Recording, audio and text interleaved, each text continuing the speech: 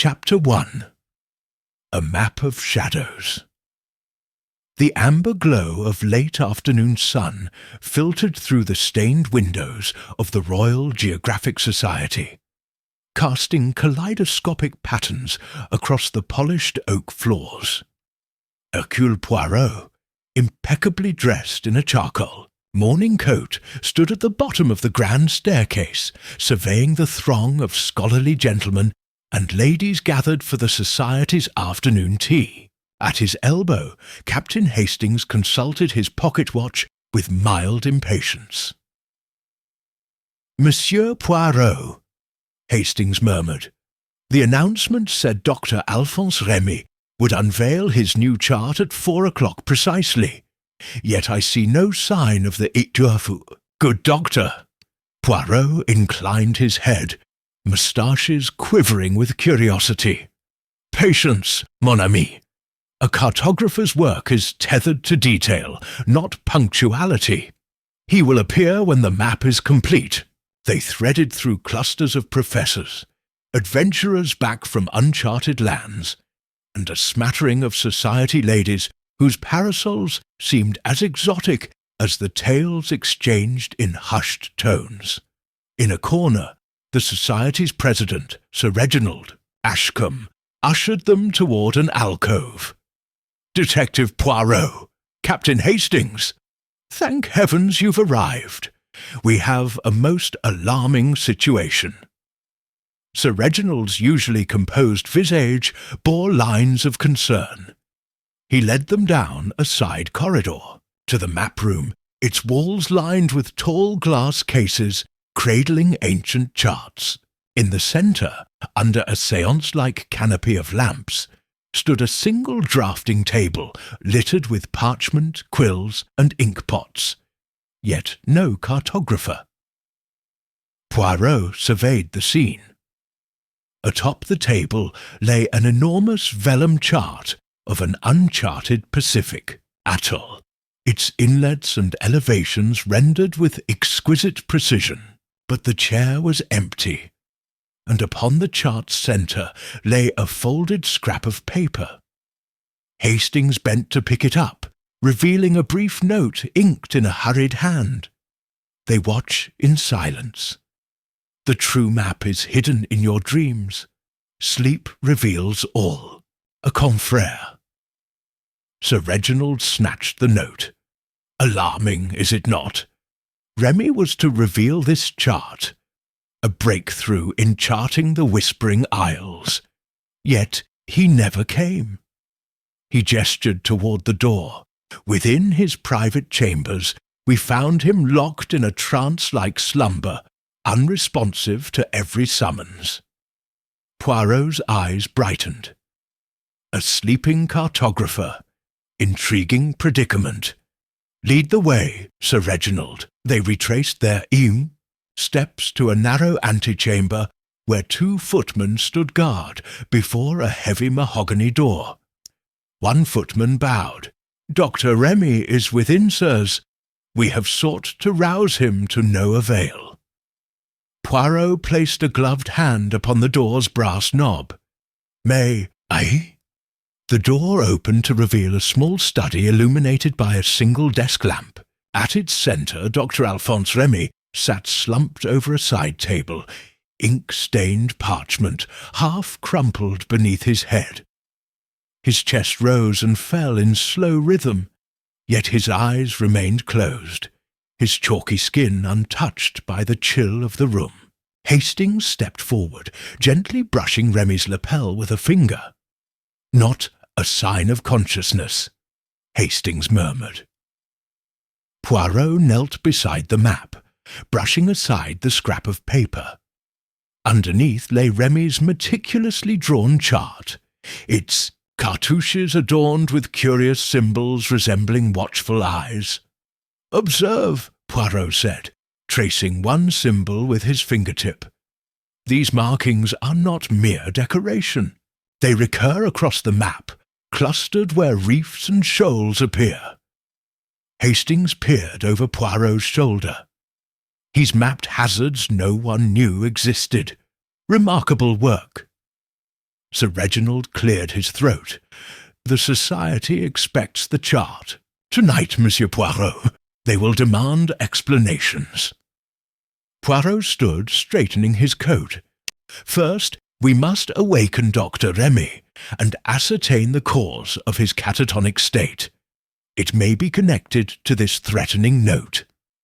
He moved to a writing bureau against the far wall, where Remy's journals lay open.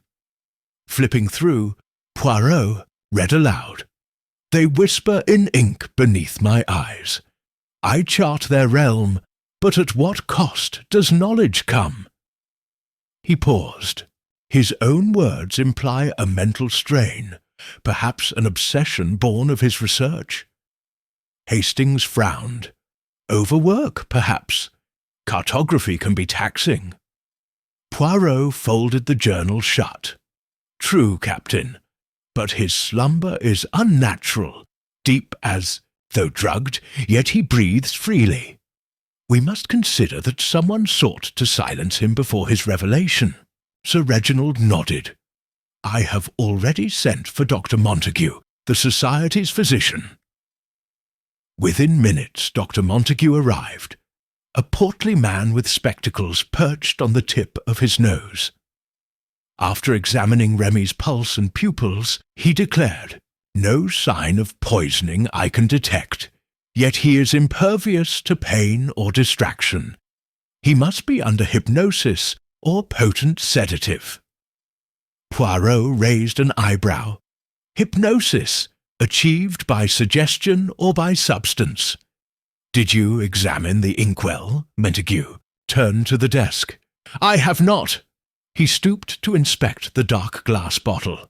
"Intriguing. This ink is a brilliant cerulean, yet imparts no smell or irritation. It may contain a novel toxin." Poirot peered at the bottle's label. "Aqua Noctis, Midnight Ink." He ran a fingertip through the spilled ink on the table. This midnight ink. Did Dr. Remy mention acquiring any exotic supplies? Montague shook his head. He claimed the pigment came from a new supplier in Limehouse. Hastings whistled softly. "Limehouse, the docks, the opium dens, dangerous districts." Poirot nodded. "We have our first thread. Whoever provided this ink may have intended to immobilize Remy through chronic exposure." He gestured toward the map. "Note, however, that Remy completed the chart despite using this ink. An extraordinary feat of perseverance." Sir Reginald paced. "We have a gala tonight. I fear the Society will demand the chart's approval." Poirot placed a calming hand on his shoulder. "We shall present a facsimile, a true reproduction. But first, let us unmask the supplier and awaken the cartographer." He crossed to Hastings. "Would you fetch the clerk from Remy's quarters? Perhaps letters of purchase will reveal the ink's origin." Hastings nodded and departed. Poirot remained, pondering the map's watchful symbols. Someone had plotted a hidden warning within the chart itself. He lifted the parchment toward the lamp, scrutinizing the lines of latitude and longitude for anomalies. The eye-shaped symbols formed a path, a trail leading from Limehouse to the Whispering Isles. A coded message, perhaps. Follow the watchers to recover the map's truth. Sir Reginald returned with Hastings, who carried a leather satchel of correspondence. Under Poirot's direction, they sifted through invoices and letters. At the bottom of a pile lay a slip, a receipt for cerulean ink from Lee & Sons Opium, importers, Limehouse Wharf. Signed in a flowing hand. F.D. Poirot's moustache quivered. F.D., a familiar cipher. Frederick Danvers. No, far too theatrical. F.D. may stand for Fisk and Dunbar's, but this is Lee & Sons. The signature is forged. He scanned the letters. The same fluid script as the note left upon Remy's chart. Sir Reginald's jaw tightened. So, our villain not only drugged him, but drawn those watchful eyes across the map to hide their intent. Poirot nodded. We must awaken Dr. Remy and corner the supplier, but first... He held aloft the chart, flattened and whole, symbols gleaming under the lamp's glow. We shall reveal the true map to the society tonight, and challenge our thief in full sight. Sir Reginald drew a breath of relief. Then let us make haste. As Hastings hurried to fetch Dr. Montague's antidote, Poirot placed the chart in a protective tube. He cast one last glance at the sleeping cartographer, determined to rouse the man whose silent slumber had unlocked a case of hidden maps, secret threats, and deadly ink. Beneath the stained glass and scholarly hush of the Society's map room, a new journey began, and Hercule Poirot was ready to chart its course. Chapter 2. The Midnight Ink and the Vanishing Clues. Night had fallen when Hercule Poirot and Captain Hastings made their way back to the Royal Geographic Society, for the serious business of crime seldom rested with daylight. A sharp wind rattled the windows of the map room as they entered, the heavy drapes drawn back to expose the grand chamber's scholarly gloom. Candles flickered along the walls, lending a trembling warmth to the air. Dr. Montague hovered at the door, arms folded, awaiting their arrival. "Doctor, how fares poor Remy?" Poirot inquired, his keen gaze sweeping across the empty chair that once held the cartographer. Montague's brow was drawn. "He remains in a profound sleep, monsieur." "Poirot, I administered a mild stimulant, but it only deepened his soporific state. I fear this midnight ink may have caused neural depression beyond my remedies." Poirot nodded gravely. "Then time is of the essence. We must discover the ink's composition and the supplier before Dr. Remy's revelation is lost to oblivion." He patted his moustache. "Hastings, fetch the ink bottle and the scrap of vellum found upon the map." Hastings strode to the drafting table and retrieved the inkwell, its glossy label still intact. "Aqua Noctis, Midnight Ink, for cartographic elegance." He handed it to Poirot, who held it gingerly. The oil-black liquid within caught the candlelight, seeming almost alive. Poirot dipped a fingertip into the ink, touched it to his lips, and withdrew. No bitterness, no immediate stain, yet I sense a subtle chemical complexity. He set the bottle aside and unfolded the scrap of vellum. The single word exposed smouldered beneath the lamplight. Poirot traced the letters. "We have two leads, the ink and the forger's signature upon Remy's chart. Both point toward premeditation. Our enemy has a specific interest in suppressing this map." Montague adjusted his spectacles. The map itself depicts a route to the Whispering Isles, uncharted territory where coral reefs shift beneath moonlit tides. Its scientific value is immense. Hastings frowned, and someone tried to drown the source of that discovery in sleep. But why? To hide the chart's secret? To blackmail the Society? Or to steal the entire project? Poirot tapped his cane thoughtfully. All plausible. But first, we must identify who in London had motive and means to procure such exotic ink. He turned to Montague. "Doctor, can you prepare a sample for analysis? We should send it at once to my friend at the Metropolitan Laboratory, Professor Bauer." Montague bowed. "Consider it done." He hurried from the room. Poirot watched him go, then regarded Hastings. In the meantime, Captain, we return to Dr. Remy's quarters to examine his purchase records more thoroughly. The Lee & Sons receipt is merely a facade. We must find who forged FD and trace the ink's true origin. They retraced their footsteps to Remy's flat above a narrow Limehouse wharf. A single oil lamp burned in the hallway. The door, previously left ajar, now stood closed. Poirot produced a key supplied by Sir Reginald, and they entered the cramped study, replete with dusty charts, thick ledgers, and the faint tang of anise. Hastings swept aside a pile of letters on the desk. Here, Remy's correspondence with a certain Ferdinand Drake, shipping magnate. He writes of receiving carts of coloured pigments for overseas surveys. Poirot's eyes lit. Drake, FD! The very initials we sought. This clerk at Lee & Sons likely forged Remy's signature, impersonating a reputable supplier. And Drake provided the midnight ink under cover of legitimate shipments. He bent to read the letters.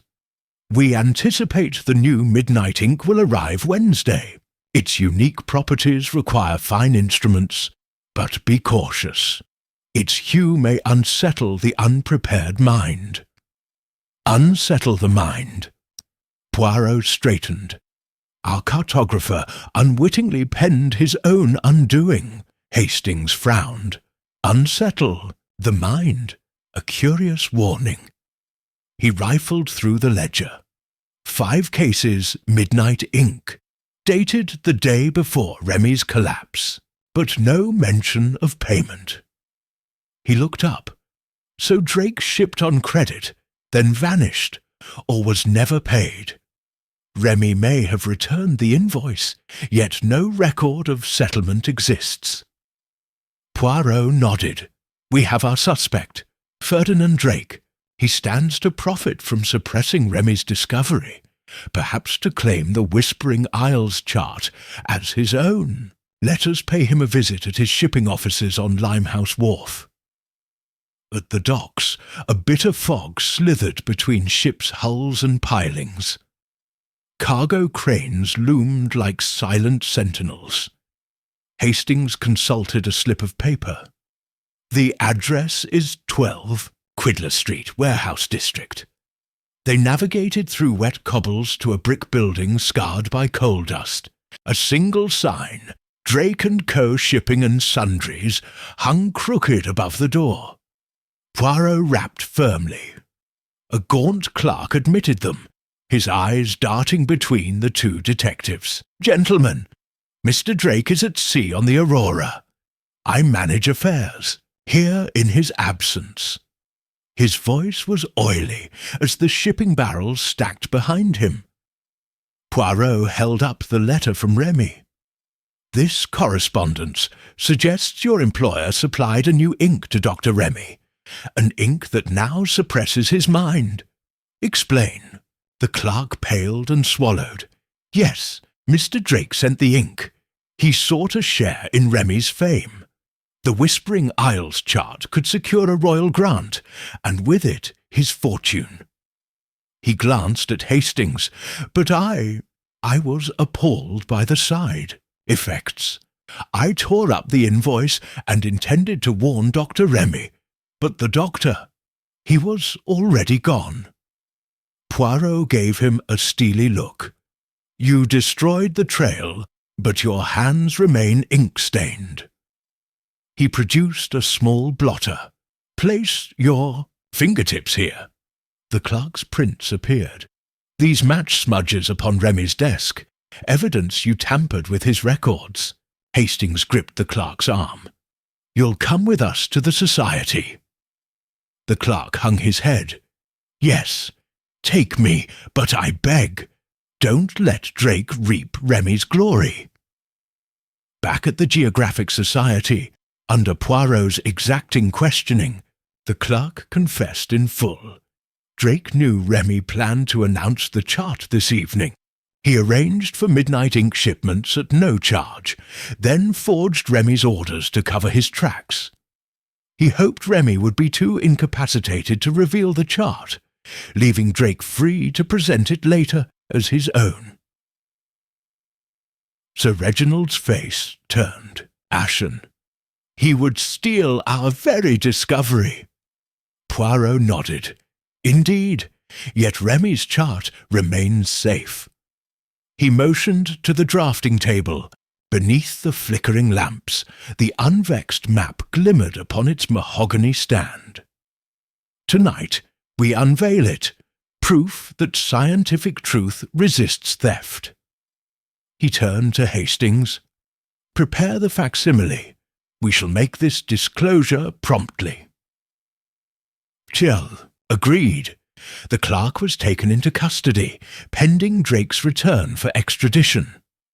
Dr. Montague prepared stimulants to rouse Remy once the ink's effects were countered, and Poirot, his little grey cells dancing with satisfaction, oversaw the Society's preparations for a midnight presentation, the unveiling of the true map of the Whispering Isles, penned by the rightful hand. As candles burned late into the night, Poirot and Hastings stood before the chart. The spectre of midnight ink, long vanquished. Beneath the vaulted ceiling and beneath the watchful eyes once hidden within coral reefs, justice had charted its own course, and ensured that the cartographer's secret would no longer slumber in darkness. Chapter 3. The true chart emerges. Hush of midnight enveloped the Royal Geographic Society as Hercule Poirot and Captain Hastings reconvened in the map room. The grand chamber's candles had been replenished, their flames dancing across the walls as if in anticipation. Dr. Montague hovered near the drafting table, ink-stained and anxious, while Sir Reginald Ashcombe stood by the map's protective tube. The clerk from Drake & Co., now in custody, sat trembling in a corner. All awaited the moment when the stolen chart, and the truth behind its disappearance, would be laid bare. Poirot motioned to Hastings. Mon ami, unroll the facsimile. Hastings produced a coated resemblance of Remy's chart. Every inlet, every reef, every curious symbol painstakingly reproduced. Before the assembled company officers and society members, Hastings spread the imitation upon the table, smoothing its surface with care. "Ladies and gentlemen," Poirot began, "this is not the original chart, but a perfect replica crafted by our own cartographic staff. It demonstrates Dr. Remy's discovery without risking the actual vellum chart until Dr. Remy is restored." He turned to Sir Reginald. "If there are no objections, we shall present this to the public at once." Sir Reginald inclined his head. "Proceed, Monsieur Poirot." He signalled the gallery's stewards, who gently lifted the replica into a framed display beneath the canopy of lamps. A soft gasp rippled through the spectators as the chart's elegant lines and watchful symbols gleamed under the light. Poirot stepped forward, commanding silence. "Now, let us address the source of midnight ink and the forgery that sought to bind Dr. Remy's mind. We have traced the shipments to one Ferdinand Drake, who employed his clerk to forge orders in Dr. Remy's name. The clerk, now in custody, admitted that Drake intended to incapacitate the cartographer and claim his discovery as his own. His method, a sedative component within this ink, absorbed through the ink fluid and inhaled as one worked. He lifted the inkwell, empty now, so all could see. The letter found upon the chart, signed a confrère, was likewise penned in midnight ink, a final taunt meant to conceal Drake's authorship behind a false warning. Yet the ink itself betrayed him. Poirot handed the inkwell to Dr. Montague. "Doctor, will you confirm the results of your analysis?" Montague, stepping forward with notes in hand, cleared his throat. "I examined the sample. Poisonous. Alkaloids derived from a rare South American nightshade, modified to remain chemically inert until inhaled in small doses. Repeated exposure causes slumber akin to hypnosis. I have prepared an antidote which will rouse Dr. Remy without harm." A murmur of relief passed through the audience. Hastings exhaled. So, the cartographer sleeps no more on false fumes. Under Montague's careful direction, Poirot and Hastings led the party to Dr. Remy's chambers, now equipped with gentle lamps and the doctor's instruments.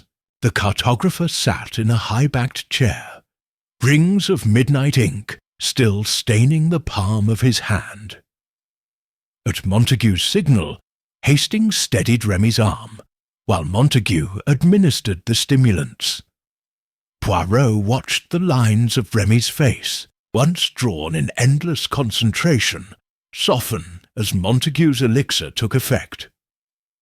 Slowly, Remy stirred. His eyes fluttered open, confusion giving way to recognition, as he saw Poirot leaning close. "Monsieur Poirot, the chart," he murmured, voice thick with sleep. "Your chart is safe," Poirot assured him. "You have slept long enough." Hastings passed Remy a glass of water. The cartographer drank it, then blinked at the assembled company. I remember only ink and symbols, and a threatening note. Where is my chart?" Poirot inclined, his head. "Here." He retrieved the original from its protective tube and placed it gently upon the table. "Your own hand drew every line." Remy gazed at his work, awe and gratitude mingling in his expression. With Dr. Remy steady, Sir Reginald invited him to address the society. Remy rose unsteadily and cleared his throat. "Members of the Royal Geographic Society, I apologize for my absence and this dire confusion. I was betrayed by the very ink I trusted to render my work. Yet thanks to Monsieur Poirot's brilliance, my discovery remains intact." He paused, turning to the chart's cluster of symbols. "These watchful eyes are formations of volcanic rock, not merely artistic flourishes. Their presence warned me of hidden reefs. Without this insight, any voyage to the Whispering Isles would have ended in disaster."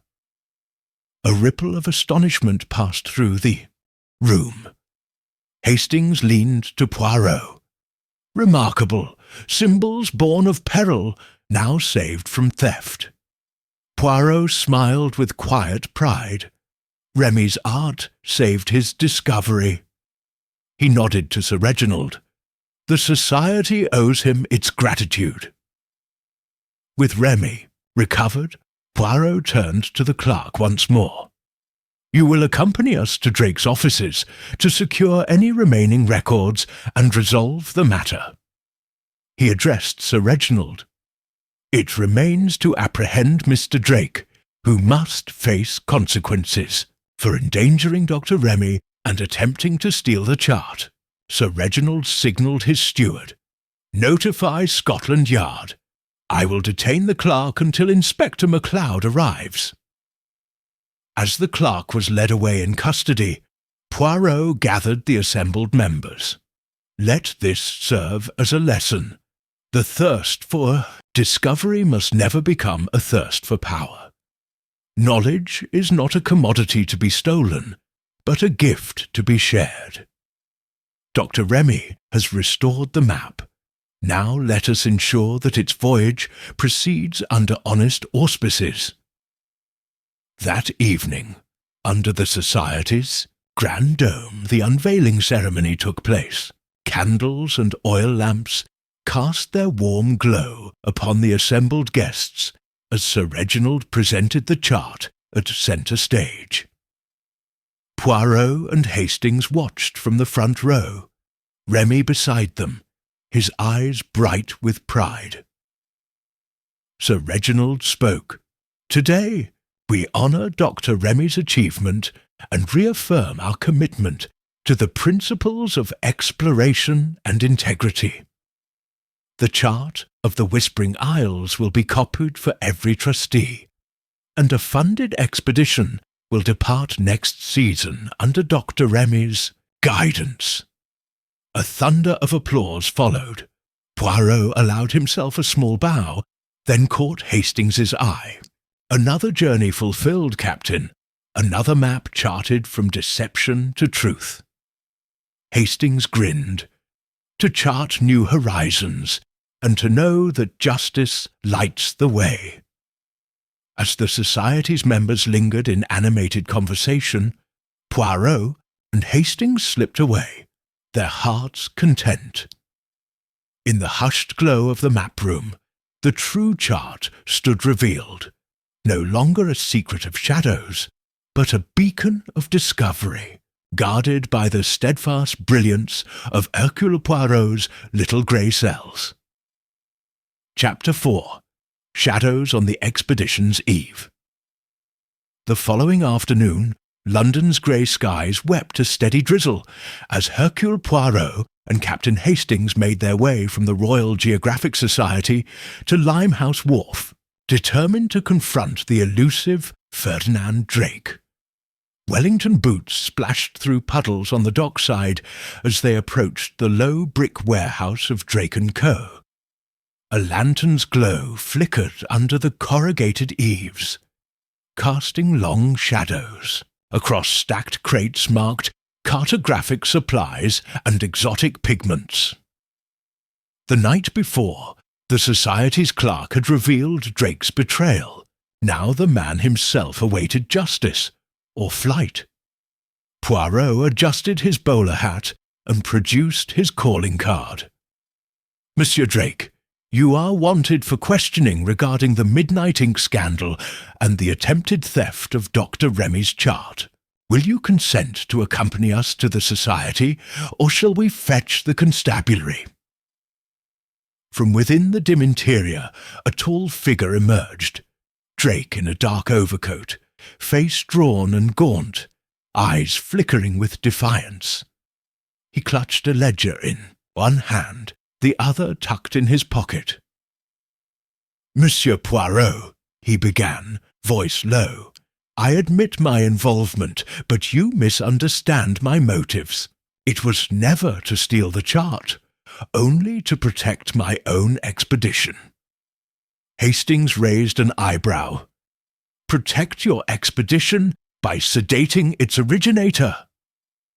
Drake's shoulders slumped. "I feared that if Remy revealed the reefs first, my backers would withdraw support. I scrambled to secure the chart's lead. Then I made a terrible error." He looked imploringly at Poirot. "I never meant to harm him permanently." Poirot studied Drake's ledger. "This contains your accounts, shipments. Of ink, yes, but also a detailed schedule for your own voyage to the Whispering Isles. It departs next week." He tapped the cover.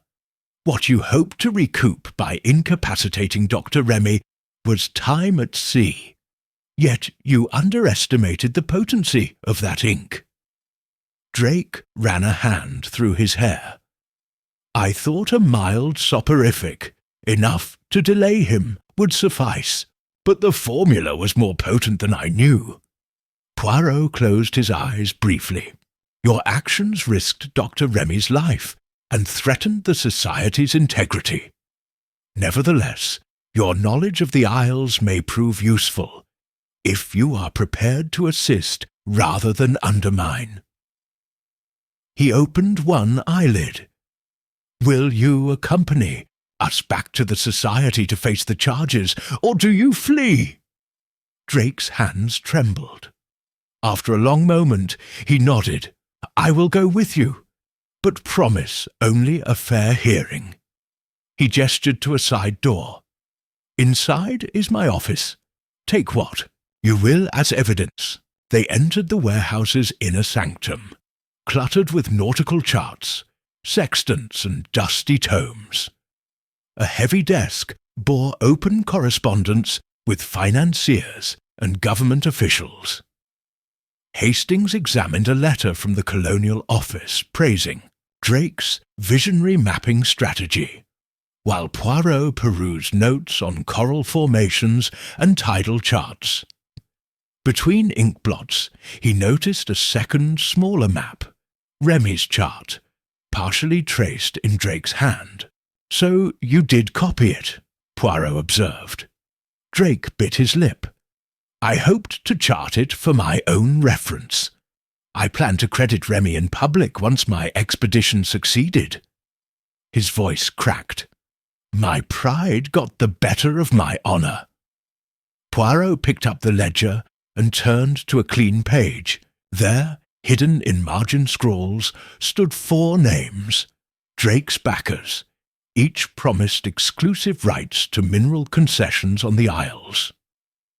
"Your ambition was to secure resources, not merely charts," Poirot concluded.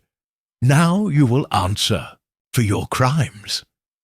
He replaced the ledger. "Let us return to the society." Back at the Royal Geographic Society, the air thrummed with anticipation. A gala dinner scheduled that evening would include Remy's formal presentation of the chart. Sir Reginald Ashcombe awaited them in his study, the replica map rolled at his side. Dr. Remy, fully roused and recovering, sat pale but determined. Montague hovered with a steaming cup of restorative broth. Sir Reginald's brow cleared at the sight of Drake in custody. "Drake, you will explain yourself before the council." He turned to Poirot. "Will you recount the events?"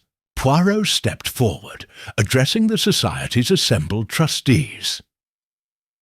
Members of the Royal Geographic Society, on the eve of Dr. Remy's grand unveiling, one Ferdinand Drake sought to incapacitate our cartographer with a potent alkaloid-laced ink, thereby gaining a head start for his own expedition.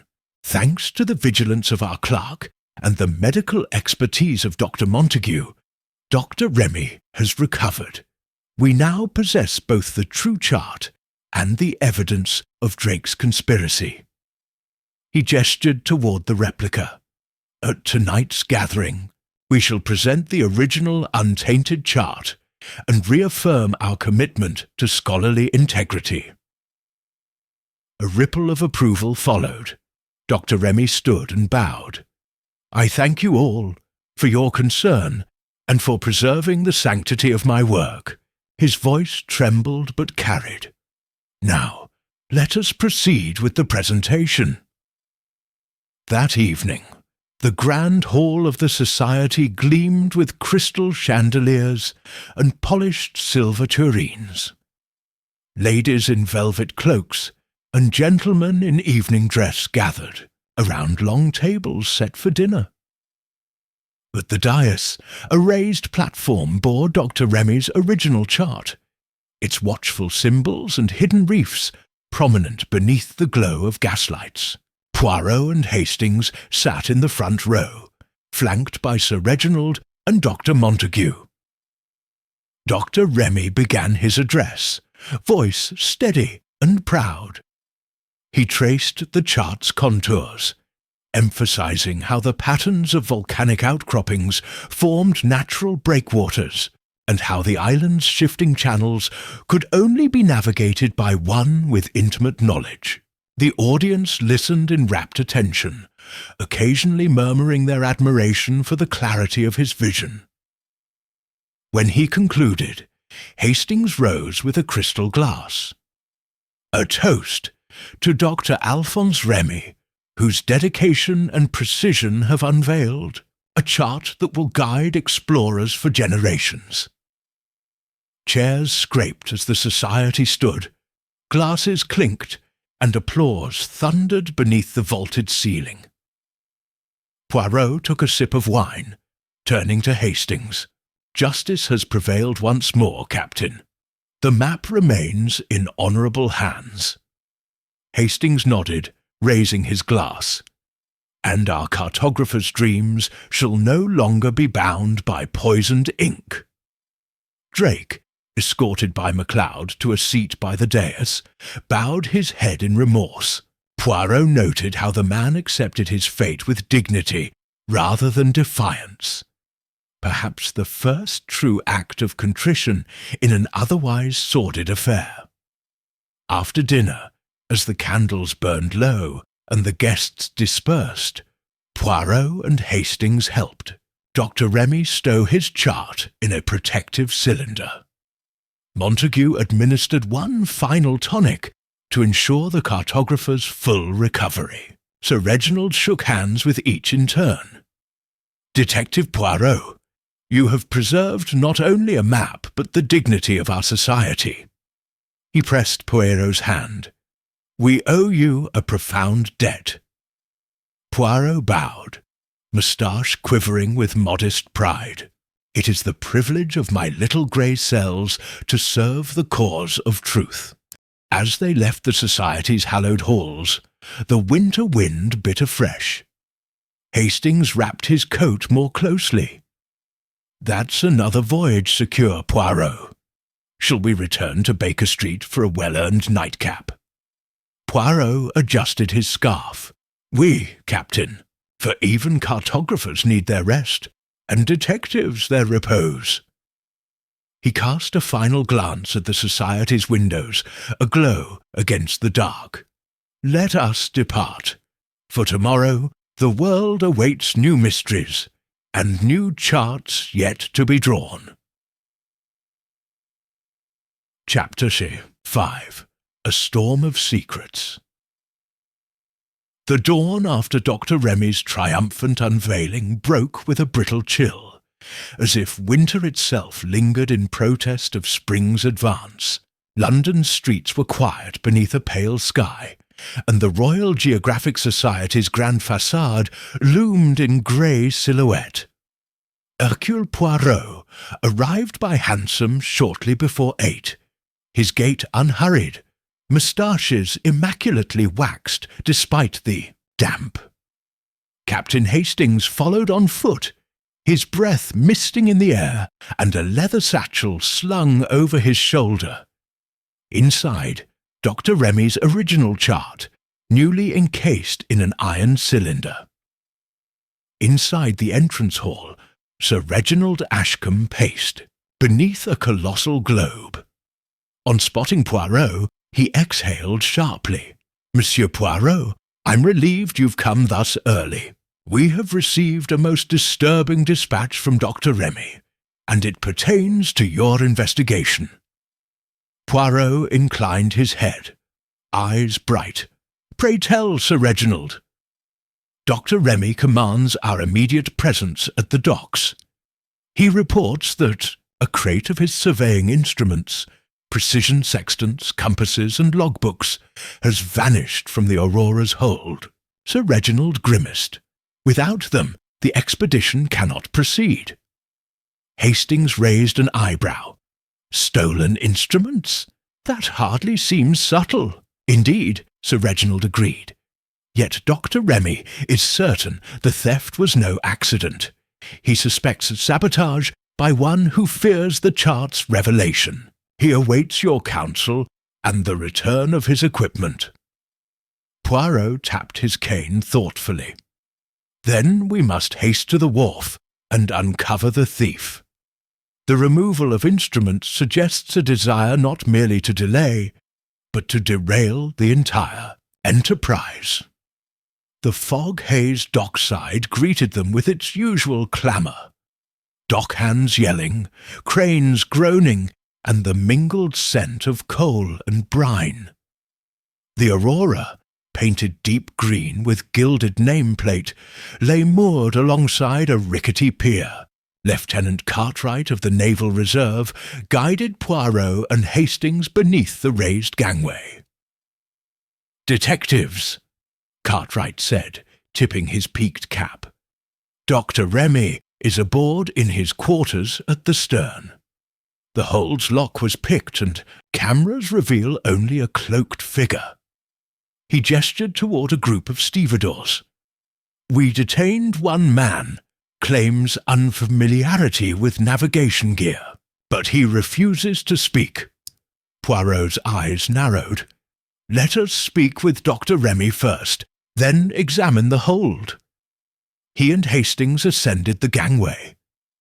Within Remy's quarters, the cartographer paced amid coils of rope and canvas bags. His eyes, once hollow with fatigue, now burned with urgency. "Monsieur Poirot," he began, voice tense. "Someone stole my instruments at dawn. They did not touch the charts, but without sextants and notebooks, we cannot verify positions at Sire. My crew is disheartened." Poirot laid a calming hand on Remy's arm. "Dr. Remy, we shall restore your tools. Tell us every detail." Remy produced the manifest.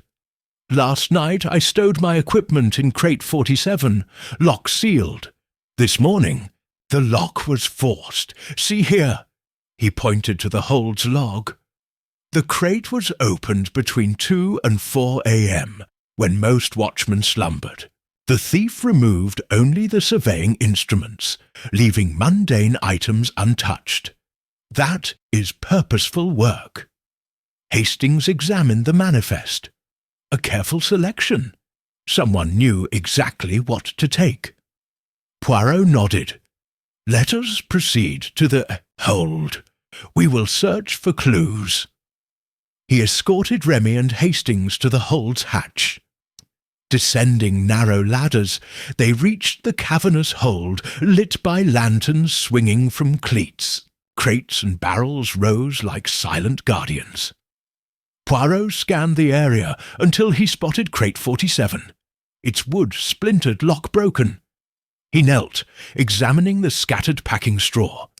Among it lay a delicate silver caliper, its brass hinge bent. "A precision instrument," Poirot observed, rising. "This was used to measure angles, a sextant's companion." The thief dropped it in haste. He pointed to the splintered wood. "See the kerf marks here, made by a small blade resembling a mariner's clasp knife." He crouched again, inspecting the floor. And there, tiny flecks of coral dust, likely from the Whispering Isles reefs. Hastings whistled softly. So our saboteur ventured so far as to bring back samples, perhaps to test the chart's authenticity before theft. He brushed his gloved palm across the fumes of salt. "This person has sea legs." Poirot tapped his temple. Indeed, someone connected to the crew, or one of the expedition's backers with maritime experience. We must question those with overnight access. Dr. Remy looked apprehensive. "My assistant, Mr. Clifford, took the first watch, and then was relieved by the third mate, Mr. Graves. Sir Reginald, summoned by a signal, arrived with Lieutenant Cartwright. I have assembled both men for questioning." Graves, a rugged sailor with salt-cracked face, stood arms crossed. Clifford, young and pale, looked haggard. Poirot addressed Graves first. "Sir, can you account for your whereabouts between 2 and 4 this morning?" Graves's steel-blue eyes flicked to the hold's shadows. "I was on deck on rounds. You can ask the boatswain. He saw me." Poirot nodded. "Very well. And you, Mr. Clifford?" Clifford swallowed, voice trembling.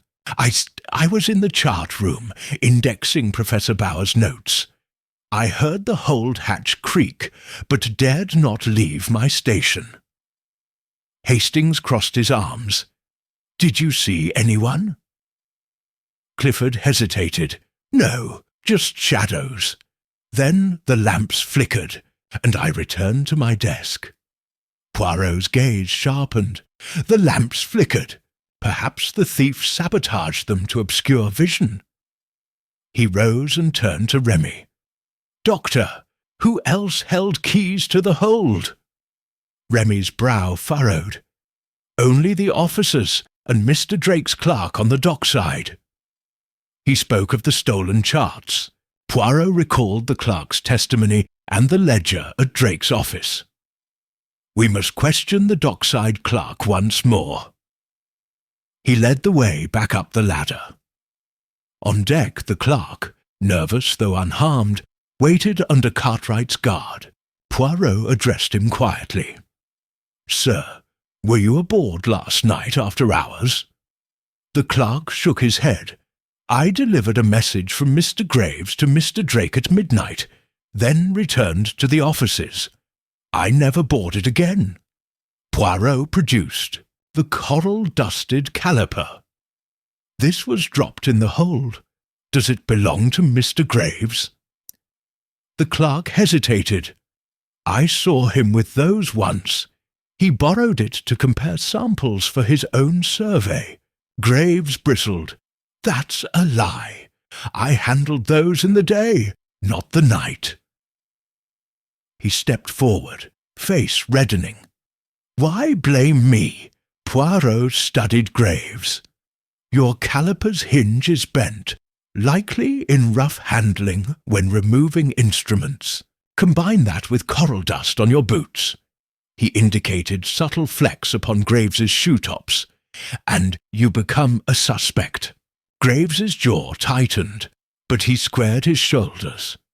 I admit I borrowed it last night to examine a piece of reef brought aboard by the boatswain. He thought it fish remains. He paused. I left it by the hatch. Forgot when I returned, on deck. Hastings eyed him skeptically. Forgot? Even after your watch? Graves shrugged. I meant to retrieve it, but duty called. Poirot's gaze softened. Perhaps truth lies elsewhere. Graves, you are honest in protecting your reputation. Yet coral dust was not enough to incriminate you alone. He turned to Sir Reginald.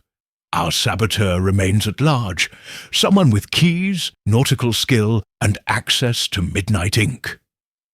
He frowned. What of the expedition's financiers? They hoped to profit mightily from mining uses on the Isles. Sir Reginald's face grew stern. I will summon Mr. Fairfax and Lady Cresswell to answer for their interests. That evening, under lantern-lit surveillance, Poirot and Hastings joined Sir Reginald in the Society's drawing-room, awaiting the financiers. Sir Reginald's desk bore documents, Fairfax's stock certificates, and Lady Cresswell's trust, ledger. At 9 they arrived, fair-haired Lord Fairfax, portfolio in hand, and Lady Cresswell, elegant in sable, whose eyes flashed like obsidian. Poirot addressed Fairfax first. Lord Fairfax, did you express concerns about Dr. Remy's chart supplanting your concession rights? Fairfax's lip curled. I merely inquired if the chart might diminish my investment's value. I did not steal his instruments. Poirot nodded. And Lady Cresswell, your trust stands to lose royalties if the Isles prove less mineral-rich. Lady Cresswell's gloved fingers tightened on her muff. I advised caution in publicizing discoveries, but I had no hand in the theft. He turned to Hastings. We have suspects, yet no culprit. Hastings rubbed his chin. We know the midnight ink came from Drake. the instruments were lifted by a mariner, and the financiers feared loss, but none alone could orchestrate every detail. Poirot tapped his forehead. "We must return to the Society's clerk's office to examine entries for additional ink shipments. Perhaps someone acquired midnight ink twice." He paused. "And revisit Dr. Remy's assistants for any hidden keys." Sir Reginald sighed. "Then we shall meet at first light to gather every ledger, key, and camera log. By tomorrow's dispatch, our saboteur will stand exposed." Hastings flashed a grin. "And then the expedition proceeds unhindered, by sea or by little grey cells." Poirot allowed himself a faint smile. "Oui, Captain. Tomorrow, the true course shall be charted." Outside, the gas lamps shone steady in the drizzle, as though awaiting the dawn of justice. Chapter 6. Tempests and Treachery. When dawn broke the following morning, a brittle sun glinted off the Thames as the Aurora cast loose from Limehouse Wharf. Hercule Poirot and Captain Hastings stood on the afterdeck beside Dr. Remy, whose eyes shone with excitement and lingering fatigue. The expedition's instruments had been recovered and returned to the hold, and the chart of the Whispering Isles lay secured within its iron cylinder. Yet all aboard knew that the true voyage had only just begun, and that shadows might yet fall beneath the bright promise of exploration. "Mon ami," Hastings remarked, bracing himself against the brisk breeze, "you would think after this morning's troubles we might find smooth sailing." Poirot smiled thinly, adjusting his scarf. "Misdirection often comes in the calmest of waters, Captain. Remain vigilant." He gestured to the horizon. "Those low-lying clouds portend shifts in wind and perhaps in allegiance." Dr. Remy joined, them, map tubes slung over his shoulder. "I am eager to chart these waters," he exclaimed, voice steady. "But I confess I am anxious at what lies ahead." Hastings patted his fellow countryman's shoulder. "Onward, then, to the Isles and their hidden reefs." By mid-morning, the Aurora had cleared the Pool of London and steamed downriver, her crew alert to any sign of trouble. Poirot and Hastings took turns on the quarterdeck with the third mate, Graves, watching sextants and checking logs. Dr. Montague remained below, tending to Remy's health with periodic tonics. All seemed in order until the ship swung into the open Thames estuary, where mist cloaked the waters and seabirds wheeled overhead.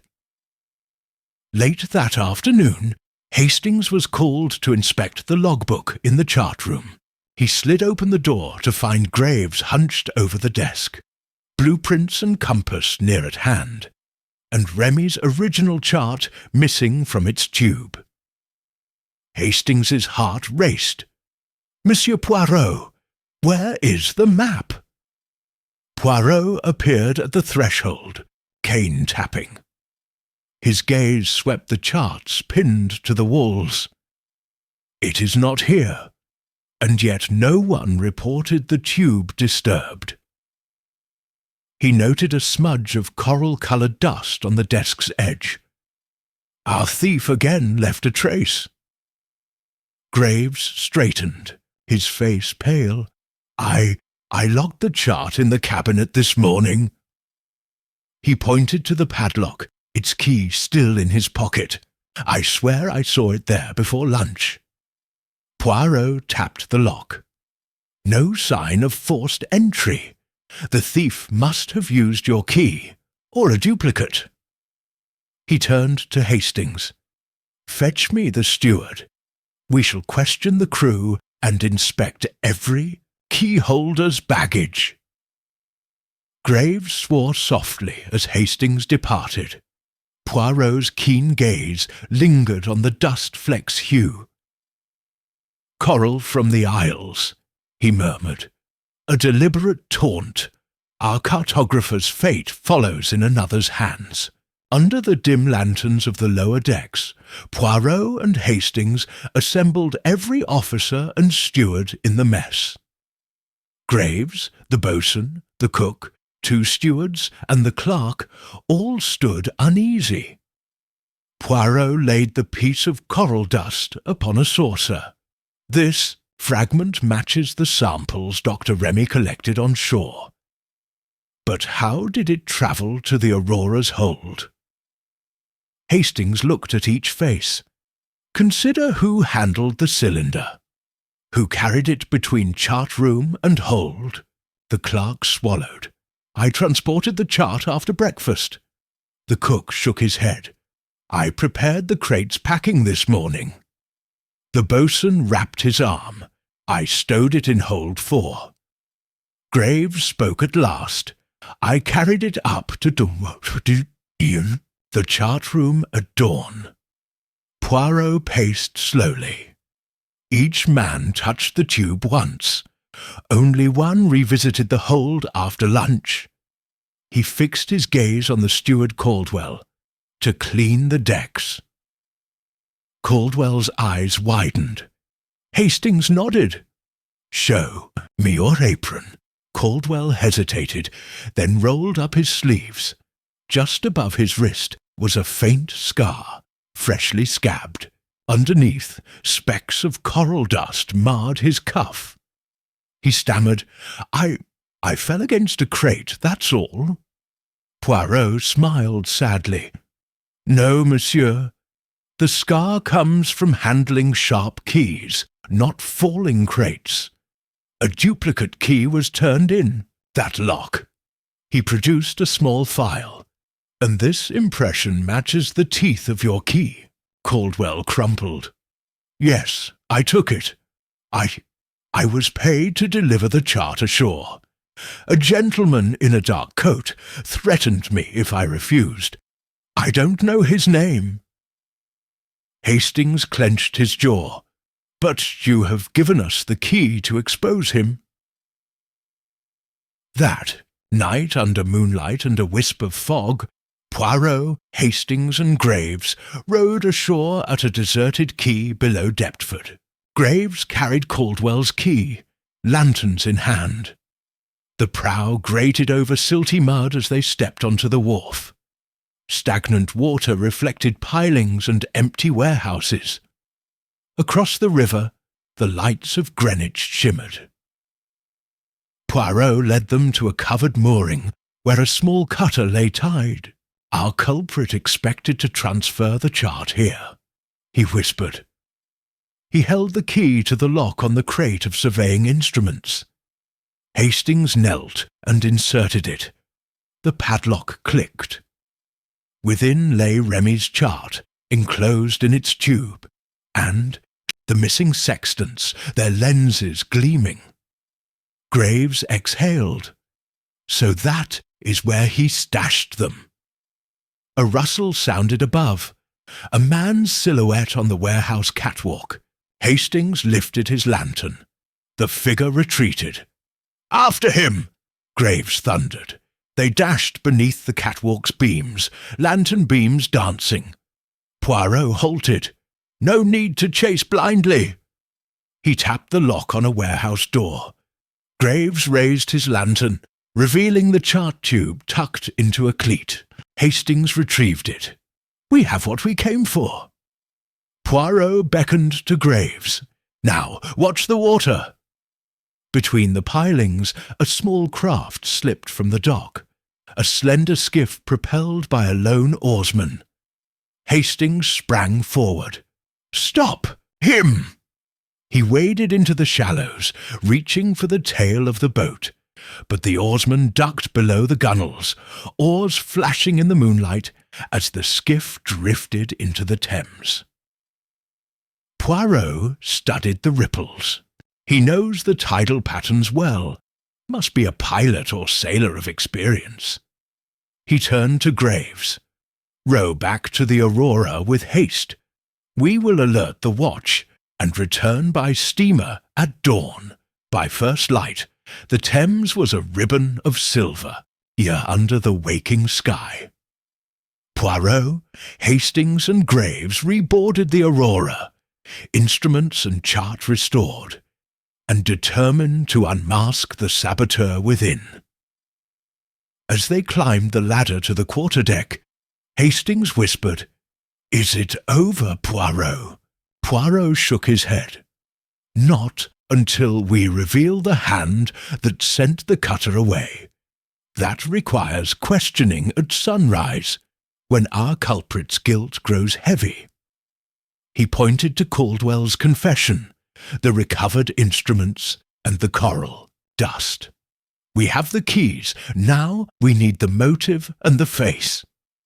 Hastings squared his shoulders. "Then I suggest a brisk breakfast and a rigorous round of interviews." Poirot allowed himself a small smile as they entered the chart room, where Dr. Remy waited to reclaim his tools. "Doctor," Poirot said, placing the chart back in his hands, "your voyage shall proceed, no longer shadowed by those who covet your genius."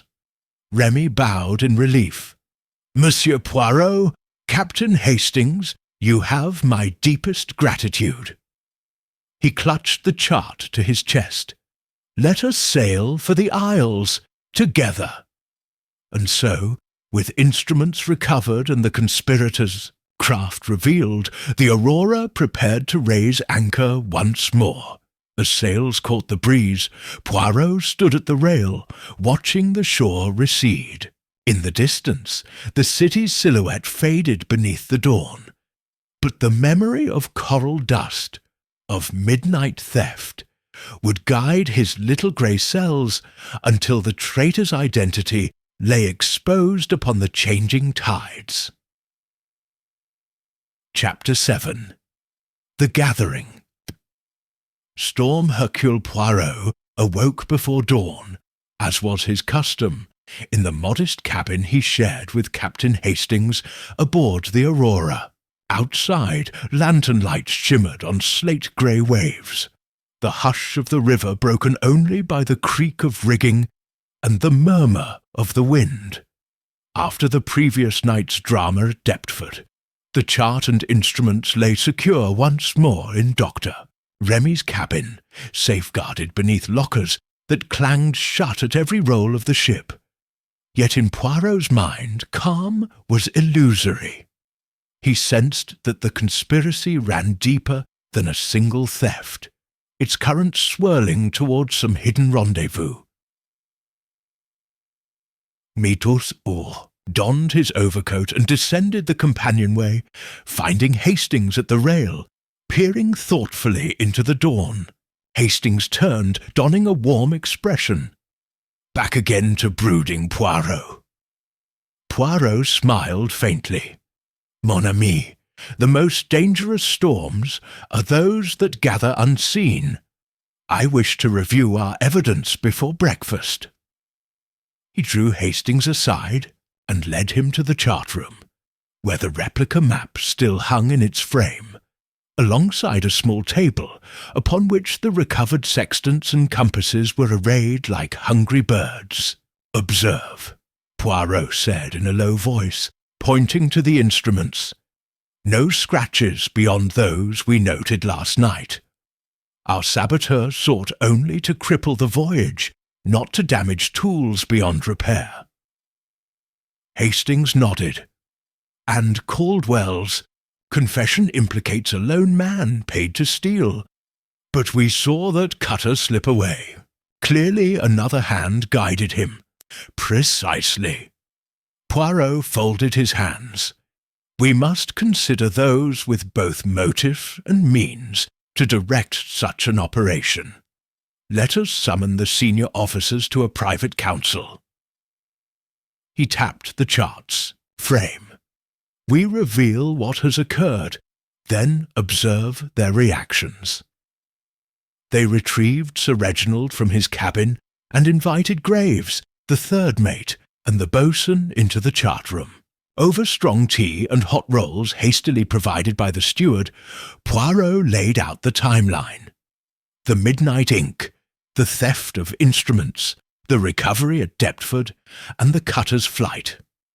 Sir Reginald's forehead creased. Graves bit his lip, while the boatswain's eyes darted. Poirot fixed his gaze upon Sir Reginald.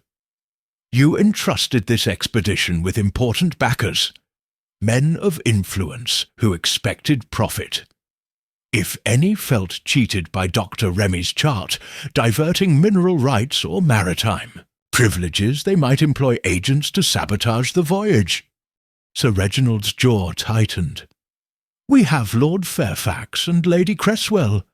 Both had stakes in the Isles. Fairfax feared his concession would be invalidated by Remy's precise mapping. Cresswell's trust prepared to fund mining operations, which now seem less certain. The boatswain cleared his throat.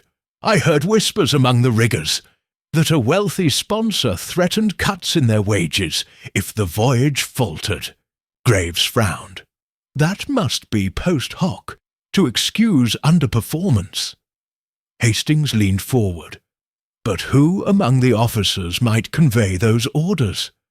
Our own clerk remained silent beyond Caldwell's frightened tale. He turned to the clerk, who sat trembling. And you, do you know of any letter or signal sent to this ship authorizing sabotage? The clerk swallowed hard. Only a sealed envelope I delivered at midnight to Mr. Graves's cabin. He told me it was from Lord Fairfax, congratulating him on taking the first watch. His eyes flicked toward Graves, who turned pale. Poirot's voice sharpened. Let us examine that envelope. He retrieved it from Graves's pocket, an embossed card bearing Fairfax's crest. Graves's hand shook. I did not open it. Poirot slid the seal aside and withdrew a single sheet, a note in finely penned cursive. Ensure the chart arrives not before our concession is sealed. The Isle's wealth must favour those who risk capital. Signed FF.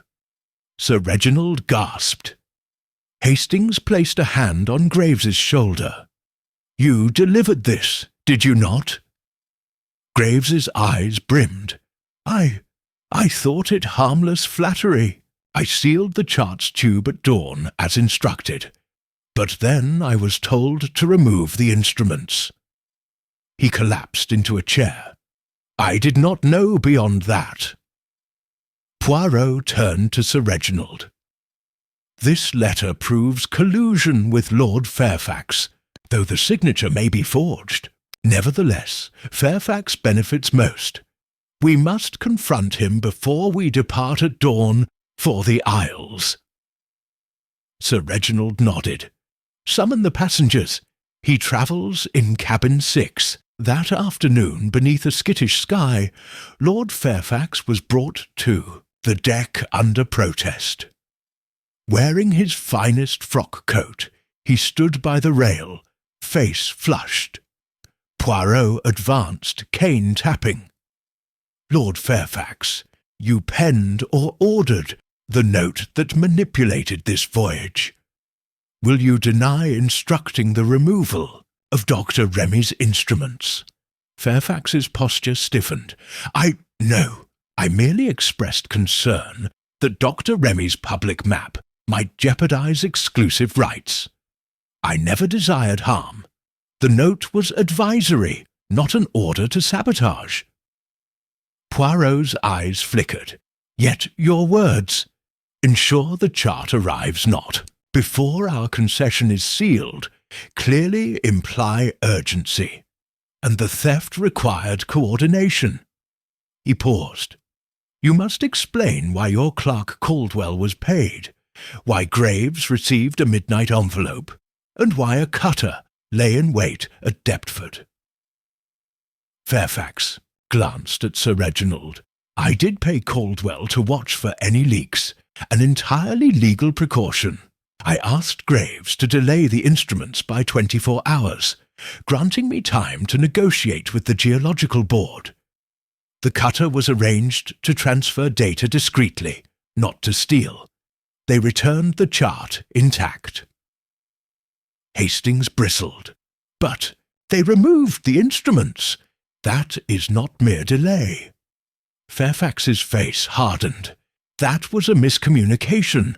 I insisted they would be returned at the next port. I did not expect theft. Poirot folded his arms. Miscommunication born of deliberate ambiguity. You speak truth by half, knowing that your agents would interpret your words to serve your ends. He tapped his cane. And yet you did not oversee their actions personally, a convenient sophistry. Sir Reginald stepped forward. Lord Fairfax, your privileges may be forfeited, and you will stand before the Council for censure. Fairfax bowed his head. I accept your judgment. His shoulders sagged with relief or shame. Poirot could not tell which. That evening, as the Aurora steamed smoothly toward open sea, the chart and instruments lay once more secure in Remy's cabin. He examined each sextant with gratitude, while Montague oversaw the restoration of delicate lenses. Hastings settled beside Poirot on the quarterdeck, the sea's breath cold upon their faces. Hastings exhaled. So Fairfax was our mastermind, ambition cloaked in propriety. Poirot gazed at the horizon. Yes, Captain, yet sabotage, like storms, often arises under fair skies. And though we have thwarted this tempest, new challenges await us on the Isles. He tapped his temple. Let us be ready. Our journey's true test lies ahead, where reefs shift like secrets, and shadows slip beneath sunlit waves. It's as the ship's bell tolled the hour. Hastings raised a flask. To calm seas, and to the little grey cells that chart them. Poirot smiled, lifting his glass. To insight, Hastings, may it guide us through every storm. Chapter 8. Beneath the Whispering Isle's Crest. The dawn mist clung to the deck of the Aurora like a silken shroud as she made her final approach to the Whispering Isles. Captain Hastings stood at the helm, alongside the third mate, Graves, whose features remained drawn with the strain of past betrayals. In the chart room, Dr. Remy and Dr. Montague prepared their instruments for the survey, while Hercule Poirot observed from the quarterdeck, pipe in hand and moustaches bristling with anticipation.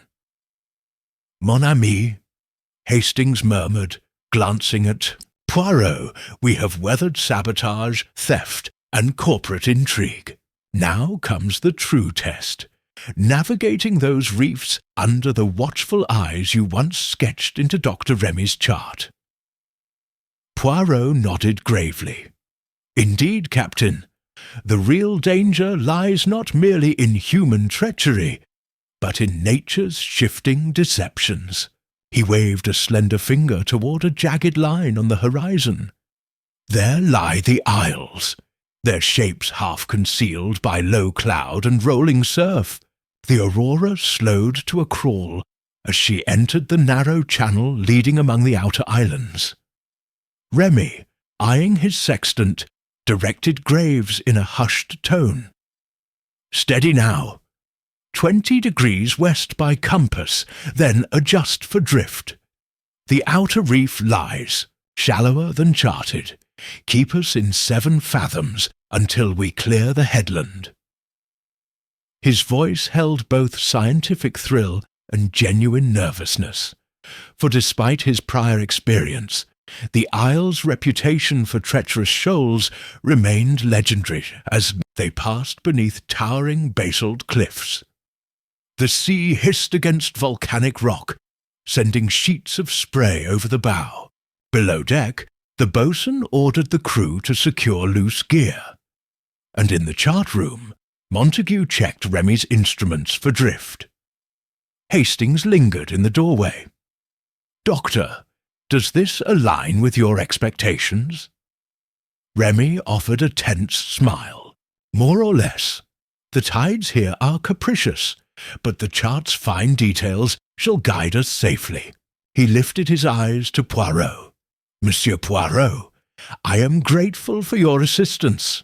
Without your intervention, we would not be here." Poirot inclined his head. "We owe much to your precision, Dr. Remy. Now let us prove that knowledge prevails over greed." Below the deck, footsteps approached in the dim corridors. In the engineer's compartment, the ship's clerk, recently returned from custody, confronted a burly figure in oilskins, the chief engineer. The clerk's face was pale, his expression pleading. "You swore you'd destroy the midnight ink recipe if called upon," he hissed. "Yet here you are, aiding Lady Cresswell's plans to replicate the sedative for new ventures." The engineer's eyes narrowed. "Your meddling nearly wrecked this voyage. I'll not have you endanger us again." He grasped the clerk by the lapel. "Meet me on deck at first light, or the recipe goes to Drake's financiers." The clerk trembled and hurried away, glancing back in fear. Above, Graves called down, "All hands to stations. We navigate the inner channel at full command." The clerk paused at the companionway, realization dawning. Treachery still lurked within. He resolved to warn Poirot at once. On deck, the Aurora crept between jagged islets, sails drawing taut against a fresh breeze. Remy stood beside Poirot and Hastings, his fingertips lightly tracing the compass rose on the chart. Ahead, a spit of black rock erupted from the sea like a shark's fin. "Past that rock at a distance of 3 cables," Remy instructed. Graves nodded, adjusting the helm accordingly. The ship swung leeward, gunswale kissing the swell. Poirot inhaled the brine-scented air. "Speed is the enemy here," he remarked quietly. "Better slow to a cautious crawl." Suddenly, the lookout's cry rang out. "Reef! Dead ahead!" Graves wheeled the wheel. The ship lurched, planks groaning.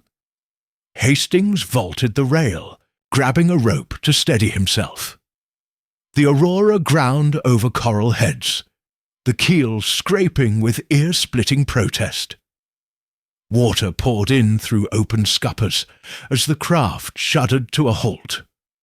Poirot's voice cut through the chaos. "Hold fast! Man the pumps!" Montague rallied the crew below, while Remy darted to the chart room. "This place must have shifted. A new sandbank must have formed." His face was ashen. Hastings scanned the horizon. "Looks as if that engineer's plan faltered. We have no sedative to dull our senses in cold water." Poirot crouched by, the rail peering over the side. "Remarkable. The tide has exposed reefs uncharted by Remy's draft. But see here." He pointed to a swirling eddy. "The strong current is carrying us deeper onto the bank. We must lighten the ship." He turned to Graves. "Lower the yawl. Abandon every non-essential crate." Graves shouted orders, and men rushed to cast overboard barrels and boxes. Hastings and several crewmen heaved heavy logs away from the hold. In the midst of this, the clerk emerged from below, gasping. Poirot waved him forward. "Speak quickly." The clerk whispered of the engineer's ultimatum. "He plans to seize the chart when we are stranded, claiming salvage rights for his backers. Poirot's eyes narrowed. Then we must produce the chart at once, before the engineer can make his move.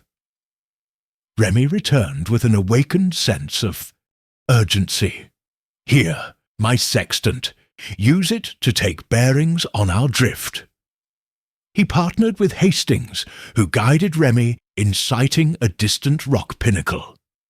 Meanwhile, Montague and crew fought the pumps, battling the incoming tide. Under Remy's direction, Graves adjusted the steam valves in the engine room, coaxing the Aurora to cough alive. Smoke belched from the funnel, and the ship lurched backward off the bank. Water sluiced away in foaming rivulets, and the pumps roared as men fell to their knees, grateful for every turn of the handle. Poirot stood at the deck's centre, observing the scene with satisfaction. Science and solidarity prevail. Eterniten turned to Hastings. Now, let us unmask our final traitor. Against the shuddering deck, the engineer emerged, smirk twisting his wind-burned face. In his hands gleamed the silver caliper and a vial of midnight ink. He strode toward the chart room, intent on securing his prize.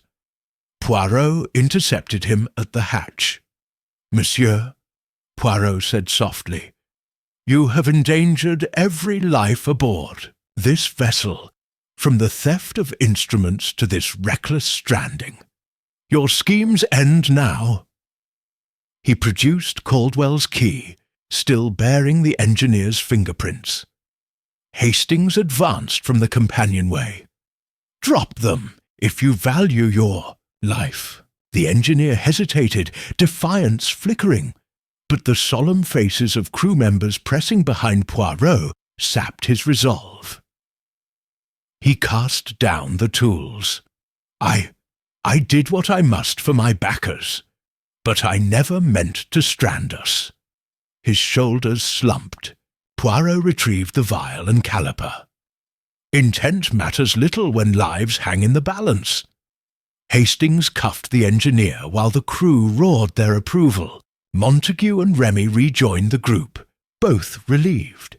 Seasons turned as they resumed course for the main island, the Whispering Isles now fully revealed in the full light of morning. That night, under a canopy of stars unbroken by mist, the Aurora drifted before a southern breeze. On deck, Poirot and Hastings took quiet watch in companionable silence. The chart room lay secured, instruments safe once more, and the engineer stood in chains below deck, awaiting the ship's return to London. Hastings flicked a match to light his pipe. "Another storm weathered, Poirot. Shall we sleep well at last?" Poirot exhaled a plume of smoke. "For tonight, yes.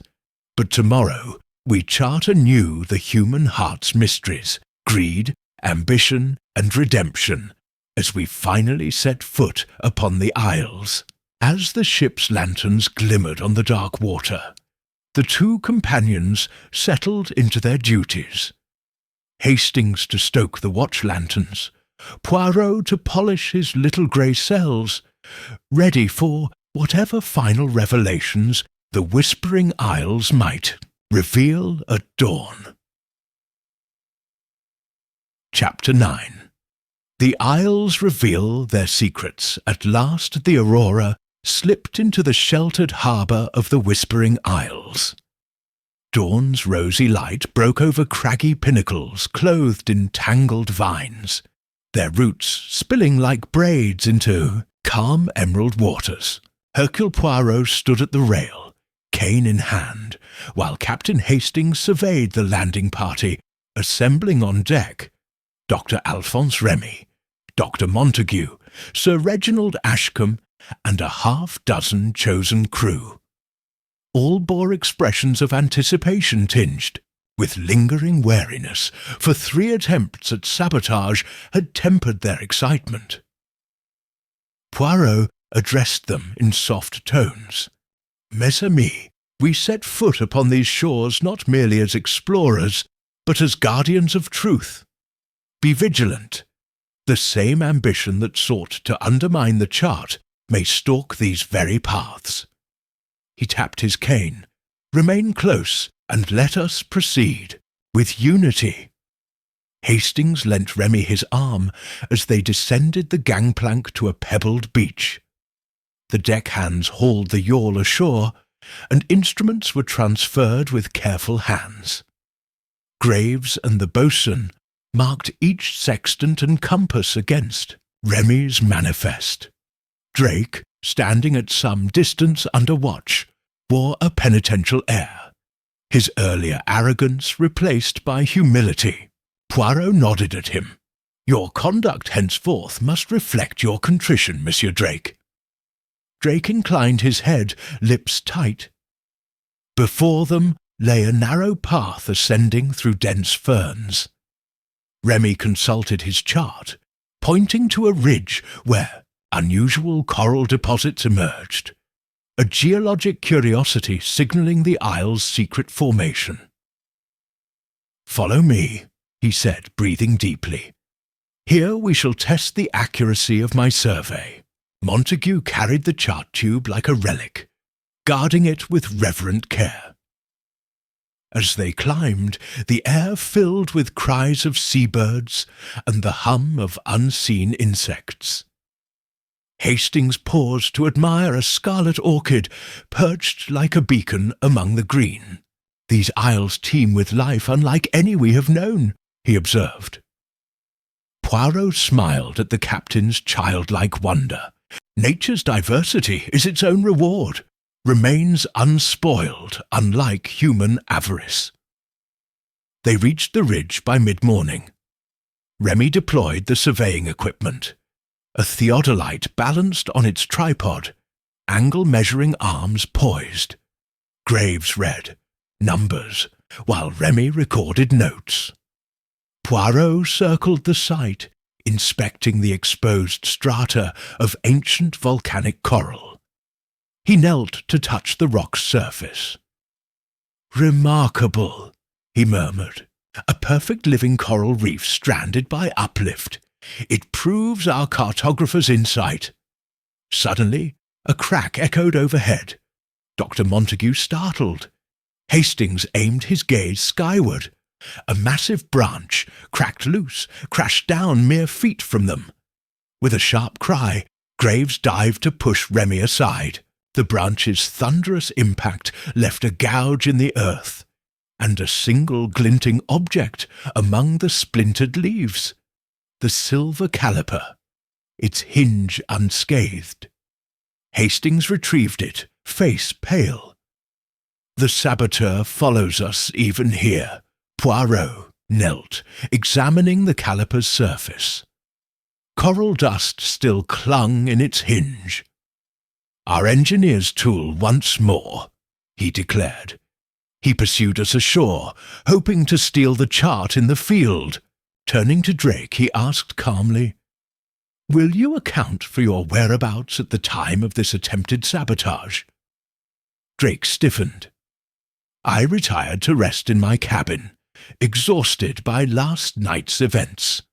I heard no crash." He added, voice uncertain, "But I admit I feared the chart might be further endangered." Poirot's eyes narrowed. "Then show us your cabin key." Drake produced it, but the teeth differed from the one Caldwell used. "So you are innocent of this assault?" He turned to Remy. "Doctor, we have only one possible suspect, the engineer co-opted by earlier financiers." Dr. Montague's brow darkened. "He remains below. I will fetch him." As Montague departed, Poirot called to Graves. "Stand guard by the theodolite. None approach unobserved." They resumed Remy's measurements in tense silence. When Montague returned, flanked by the engineer in chains, Hastings spoke first. You attempted to sever our survey by felling that branch, even here. The engineer's shoulders sagged. I learned of your field work and wished only to delay, to force a return to London. I did not wish harm. Poirot studied him. Your little tempests of sabotage have proven insufficient. Honesty is the final path. The engineer nodded miserably. With instruments intact, Remy completed his planisphere sighting. The theodolite traced the sun's azimuth, and he inscribed the resulting angle upon his chart. "The reef lies precisely as predicted," he said, voice trembling with satisfaction. "We shall proceed to the inner lagoon and confirm the southern passage." Waves lapped a pale blue pool below the ridge. A narrow channel beckoned. Descend they did, careful among jagged stone. The engineer walked last, head bowed. Poirot supported Drake. Hastings held Montague's lantern. In the lagoon's twilight hush, Remy knelt to measure water depths with a lead line. Each fathom fell true to chart. As he recorded the final entry, he stood, eyes shining. "We have conquered nature's labyrinth." Poirot closed his notebook. "And man's deception too, at every turn. Your chart has guided truth through every storm." He added softly, "Now let us return to the ship before new shadows gather." Under a lowering sunset, the party retraced their steps to the beach. As the yawl's oars cut the water, Hastings remarked, "These isles reveal no secrets beyond your chart's wisdom, Remy. No more obstacles await, except the human heart." Remy smiled through fatigue. "I shall not be deterred again. Let this be a voyage of discovery, not of deceit." As shore lights faded and the aurora bore them seaward, Poirot reflected upon the day's ordeals. 3 saboteurs had tested their resolve, first through ink, then theft, then physical assault. Yet each had failed before the chart's unwavering precision and the detective's vigilant courage. Hastings offered a flask of brandy. To the map of dreams fulfilled, Poirot accepted. To truth triumphant, Captain, and to the little grey cells that guide our way. Beneath a sky of rose and purple, they drank in companionable triumph. The Whispering Isle's secrets now laid bare and safe from all who would chart its course in darkness. Chapter 10. The Passage Through Shadowed Waters, as dawn broke on. The 11th day of her voyage, the Aurora lay at anchor in the lee of Whispershaw Island, the mist lifting to reveal jagged black peaks rising from the sea like watchful guardians. Captain Hastings stood at the helm beside Graves, the third mate, whose face still bore the fatigue of past betrayals. In the chart room, Dr. Alphonse Remy and Dr. Montague busied themselves preparing the sextants, compasses, and logbooks for the survey ahead. From the quarterdeck, Hercule Poirot surveyed the scene with that calm intensity only his little grey cells could provide. "Mon ami," Hastings said quietly, "we have weathered sabotage, theft, and shadowed plots. Do you feel safe as we now attempt the Eastern Passage?" Poirot tapped his cane against the rail. "Safe, perhaps, is a relative notion. Here, Captain, the greatest peril is not ambition or intrigue, but the capricious hand of nature." He pointed toward the narrow channel, framed by towering cliffs. "Dr. Remy's chart promises clear water here, but remember how the isles shift. Our task is to prove the map's accuracy once more." Below, Graves read aloud from the log. "Course 079° true, Speed 2 knots. Adjust for westerly drift by 1 point. Remy nodded, folded the chart, and carried it aloft. Maintain a gentle headway, he instructed. The ship's engines rumbled, and the Aurora crept into the entry, her bows slicing through emerald water that gleamed with hidden shoals. The channel narrowed rapidly. On either side, coral outcrops lay just beneath the surface, their ghostly peaks bobbing with each swell. Graves laid a hand upon the wheel, steadying the ship against a sudden eddy. The depth gauge registered 2.5 fathoms. Safe, yet alarming close. Poirot's gaze never wavered as he monitored the reading. 2 fathoms 30, he announced. Proceed with utmost caution. A sudden lurch threw stewards across the deck as the hull grazed unseen rock. A metallic screech echoed through the hold. Hastings caught the rigging to steady himself. "Great heavens!" he shouted. Graves spun the wheel amidships while the engineer's shouts called for reverse thrust. Black smoke belched from the funnel as the Aurora strained backward, water sloshing in the bilges. The hull ground free, sending a spray high over the deck, and the ship hung against the current until Graves coaxed her clear into deeper water. Poirot raised his voice above the clamour. "Lower the yawl at once! We must resurvey these hazards before endangering the ship." Men sprang into action. Lines were cast, and the launch swung free before dropping into the green water with a muted splash. Poirot, Hastings, and Dr. Remy stepped into the yawl while Montague and the boatswain tended pumps below. Graves halted the Aurora's engines so that only her lights bobbed on the dark water. The yawl slipped into the channel's narrow confines, oars parting, the surface with soft excuses of mist. Remy held his sextant fast, eyes bright with professional exhilaration. "Here, just behind that shoal marker, I calculated 3 fathoms. Let us sound now." He flicked the lead line into the water. The line played out, the depth marked precisely. 3 fathoms, chart confirmed. They continued methodically. Each rock, each ripple of coral measured and recorded. Poirot stood at the bow, eyes keen for any telltale signs of fresh growth or unseen danger.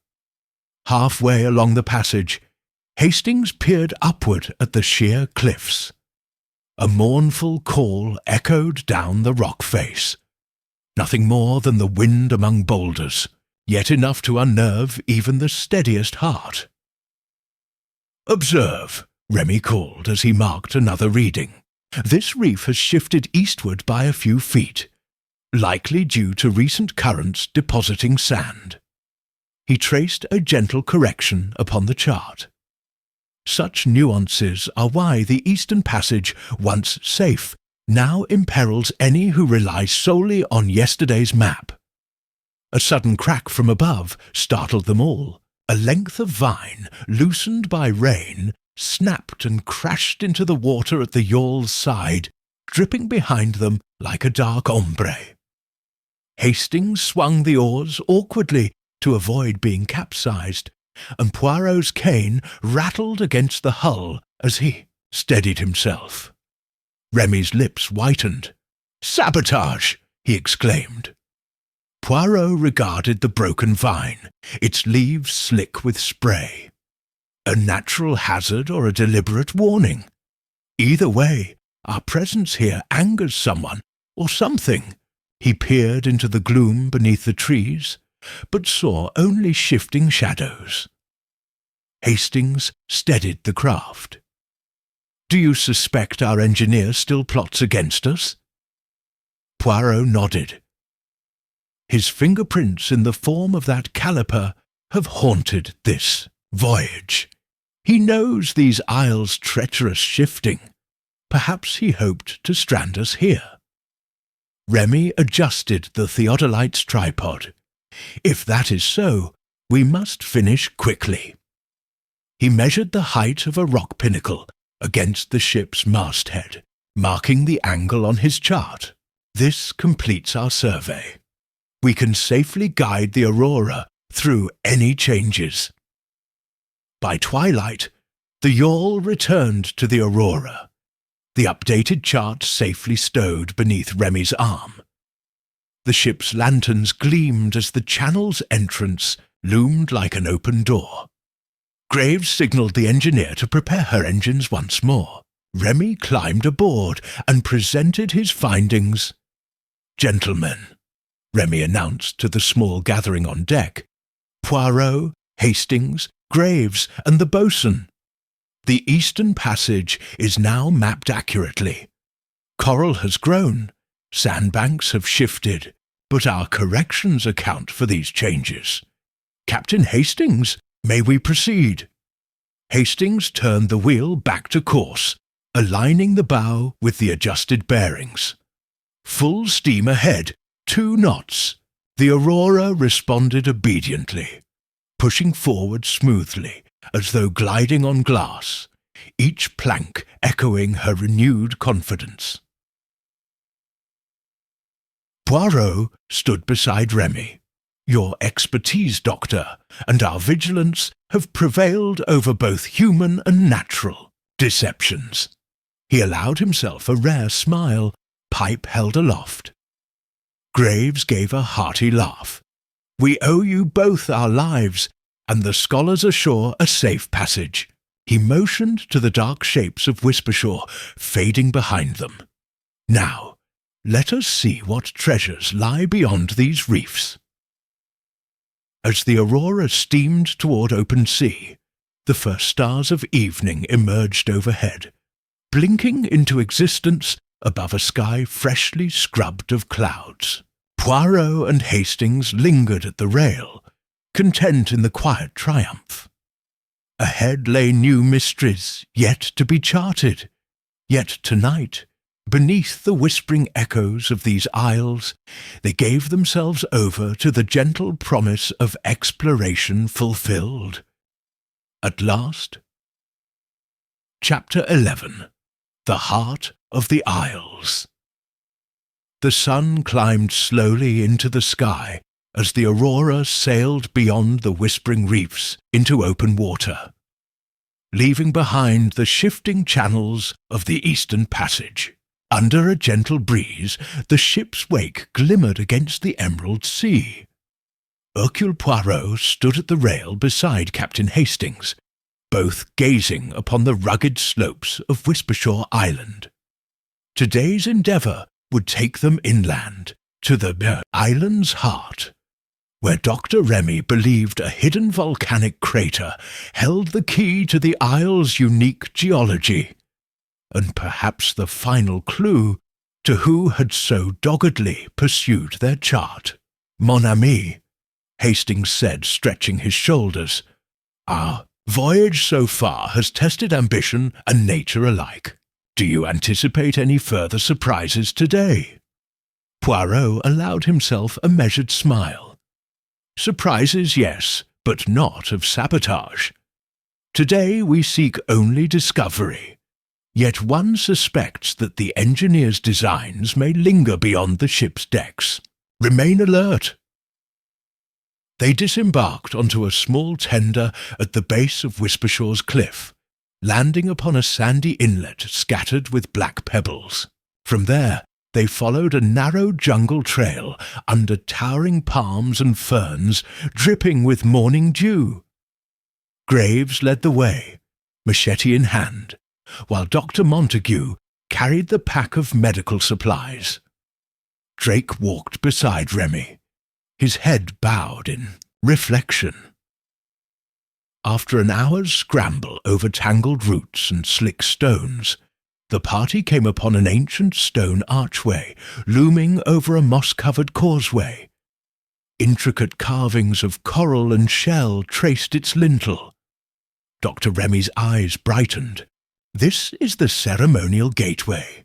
Legend holds it marks the entrance to the island's central crater. He consulted his map, comparing the arch's orientation. We should find the crater floor beyond that bend. Poirot paused, examining the carvings. Symbols akin to your reef markers, Dr. Remy. Eyes carved into the stone. He raised his cane to trace one. They watch all who pass here. He tapped the stone. A fitting warning. Hastings chuckled softly. Let us hope the watcher protects rather than hinders. He lifted Remy's pack. Shall I carry the instruments? Remy grinned. Merci, Hastings, and keep your eyes open. Together they stepped beneath the arch. The causeway wound downward into a valley cloaked in steam. Hot vents hissed at the earth's surface, and the air smelled faintly of sulphur. At its centre lay a vast, bowl-shaped crater filled with steaming springs and iridescent pools. Minerals throbbed in rainbow hues at the edges, azure, emerald, and gold. Remy knelt beside one such pool, dipping a vial into its waters. These minerals explain the isle's shifting reefs, he murmured. They spur coral growth in unpredictable patterns. He took notes. Poirot watched, pipe idle, as dancers of steam rose and fell among the foliage. Suddenly, a crack of distant stone echoed through the valley. The ground trembled beneath their feet. Hastings grabbed a nearby root to steady himself. That sounded like an avalanche. A cloud of dust billowed from the opposite crater wall, revealing dark shapes, rolling toward the spring pools, boulders dislodged by vibration. Graves shouted a warning. Move back! They scrambled as rocks crashed into steaming water, sending geysers skyward. In the frenzy, Drake tripped and fell. Hastings lunged to catch him, hauling him clear as boulders slammed where he had stood moments before. Poirot seized Hastings's arm. Quickly to higher ground! They ascended the ridge above the crater's edge, Montague aiding Remy and Drake. Safely above, they watched the crater floor settle, steam mingling with dust. Graves wiped sweat from his brow. A natural tremor, or was it deliberate? Poirot's lips pressed thin. The engineer, if present, might have triggered a small charge to clear us from the field, but I saw no telltale smell of powder. He scanned the ridge. Yet, look there! Nearby, half buried in ash, lay a coiled length of dynamite fuse, its frayed end singed. He picked it up carefully. Our saboteur is bold indeed. Hastings's eyes narrowed. The engineer had knowledge of these caves. He could have placed this last night. Poirot inclined his head. And someone reset the causeway arch, knowing our path. But note the broken wiring at the arch's base. Likely a pressure trigger. Providence spared us by fates. Randomness. He handed the fuse to Montague. Preserve this. It will prove our case. Remy rose, dusting ash from his sleeves. Shall we continue?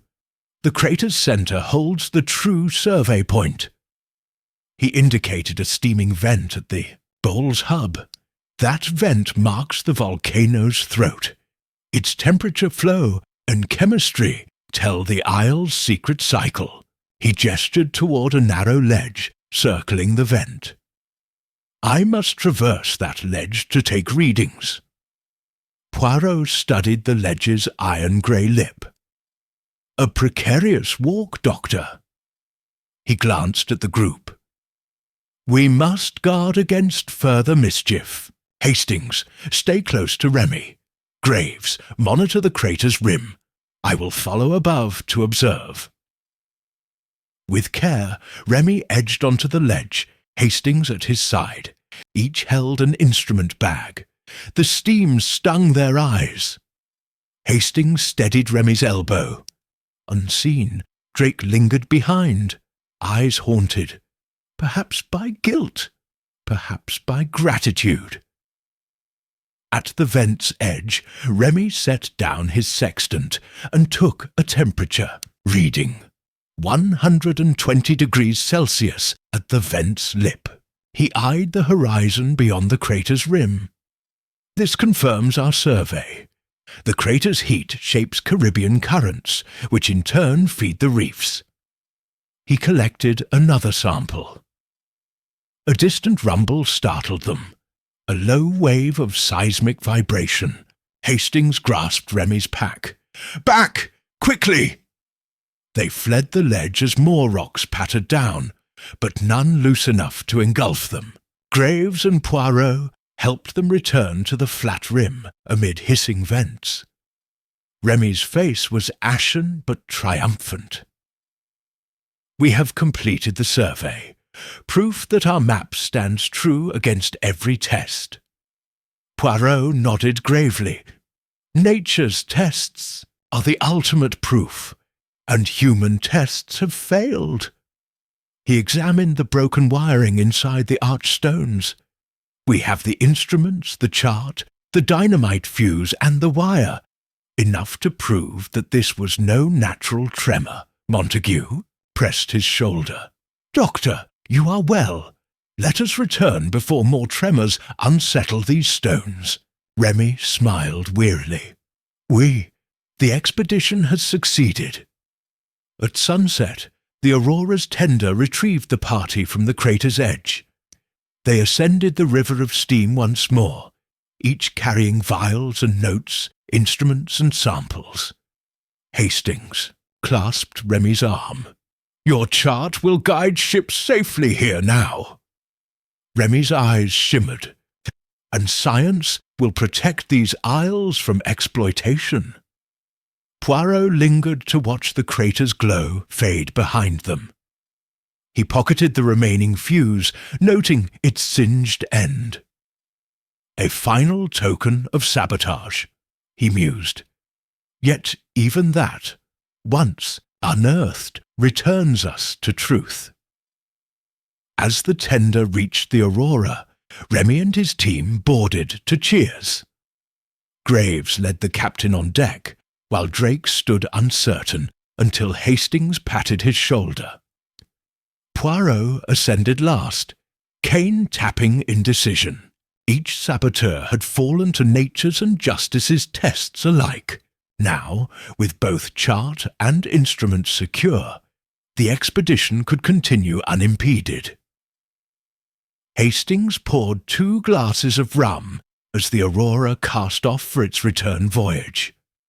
He raised his glass to Poirot. To the Isles, and to truth bravely charted, Poirot returned the toast, moustaches quivering with satisfaction. "To discovery, Captain, and to the little grey cells that see through every shadow." As the ship steamed eastward beneath a sky newly starred, they drank deeply, content that at last the heart of the Isles had revealed its secrets, and that no darkness could hold them from the light. Chapter 12. Homeward Bound and Uncharted Horizons. Voyage home began beneath a sky smeared with dawn's pale rose, the Aurora steaming steadily eastward toward London's distant silhouette. On deck, the crew moved with renewed purpose, no longer fretting over reefs that shifted like shifting sands, nor whispering of sabotage lurking in the shadows. Instead, they celebrated the triumph of truth. Dr. Remy's chart had guided them through perils both natural and human, and now, with instruments intact and nothing left to conceal, the expedition could return in honour. Hercule Poirot stood beside Captain Hastings at the bow, their coats drawn tight against the chill. Hastings exhaled, watching the receding isles. "It seems a lifetime since we first encountered Midnight Ink and the conspiracies that threatened this voyage." Poirot smiled, moustache quivering. "Time is elastic for a detective, Captain. Yet in those trials we proved that knowledge and integrity endure beyond the narrowest of channels." He tapped his cane lightly. "Now we prepare for the final leg, presenting our findings to the Society and delivering justice to those who sought to derail our mission." Below deck, Dr. Montague checked Remy's condition. The cartographer looked far healthier than he had in days, eyes bright with satisfaction. He placed the original chart carefully in its protective tube and handed it to Hastings. "Monsieur Hastings, your steady hand preserved these instruments. I could not have completed my work without you." Hastings accepted the tube modestly. "Your genius charted the reefs. I merely kept them close at hand." He nodded toward Poirot, who entered with a small pile of evidence bundles, letters from Lord Fairfax, the engineer's tools, the dynamite fuse, and Drake's ledger. "Monsieur Poirot, will the Society be satisfied?" Poirot arranged the bundles with care. "More than satisfied, mon ami. They will be astonished by the depth of deception and the resilience of our expedition. Tomorrow, at the Society's meeting, we shall lay bare every twist and turn, from Limehouse Wharf to Whispershaw's crater. At luncheon, the officers and crew gathered in the mess, exchanging stories of narrow escapes and new discoveries. The boatswain raised a toast. To Dr. Remy, for the chart that saved our lives, and to Captain Hastings and Monsieur Poirot, for their vigilance. Glasses clinked. Remy cleared his throat. And to the Isles, whose secrets now guide mariners safely home. As the meal concluded, Hastings found Poirot on deck, sketching the waking sky. A fine illusion of calm, isn't it? Poirot folded his notebook. "Yes, but a calm born of understanding, not ignorance. We chart nature's dangers and man's designs, turning both into lessons of foresight." He offered a tilt of his hat.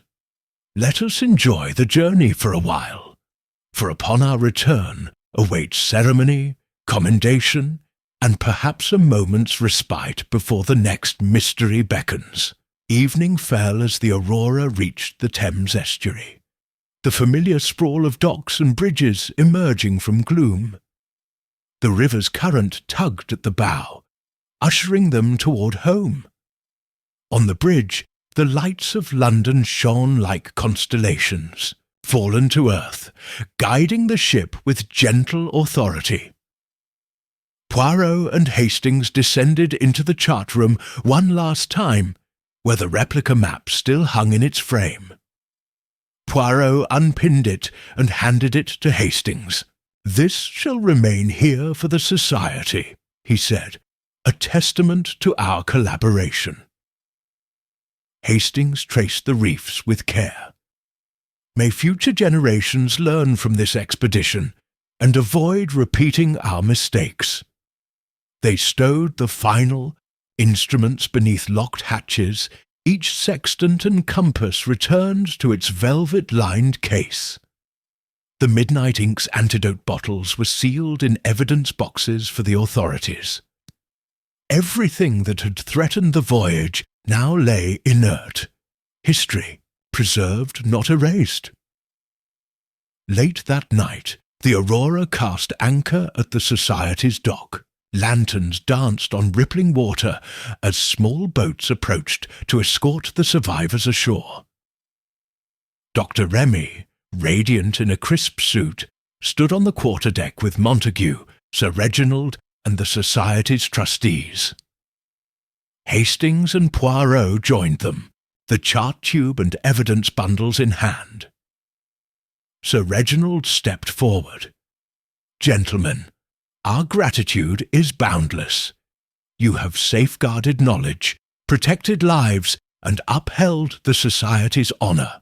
He embraced Remy, then turned to Hastings and Poirot. "You two have proven that no darkness can extinguish the lamp of truth." A chorus of applause rose from assembled scholars and well-wishers. Cameras flashed as Dr. Remy unrolled his chart. On the quay's railing, every reef and inlet laid bare for inspection. Poirot allowed the moment's warmth to settle across his shoulders, an achievement earned by little grey cells and steadfast hearts alike.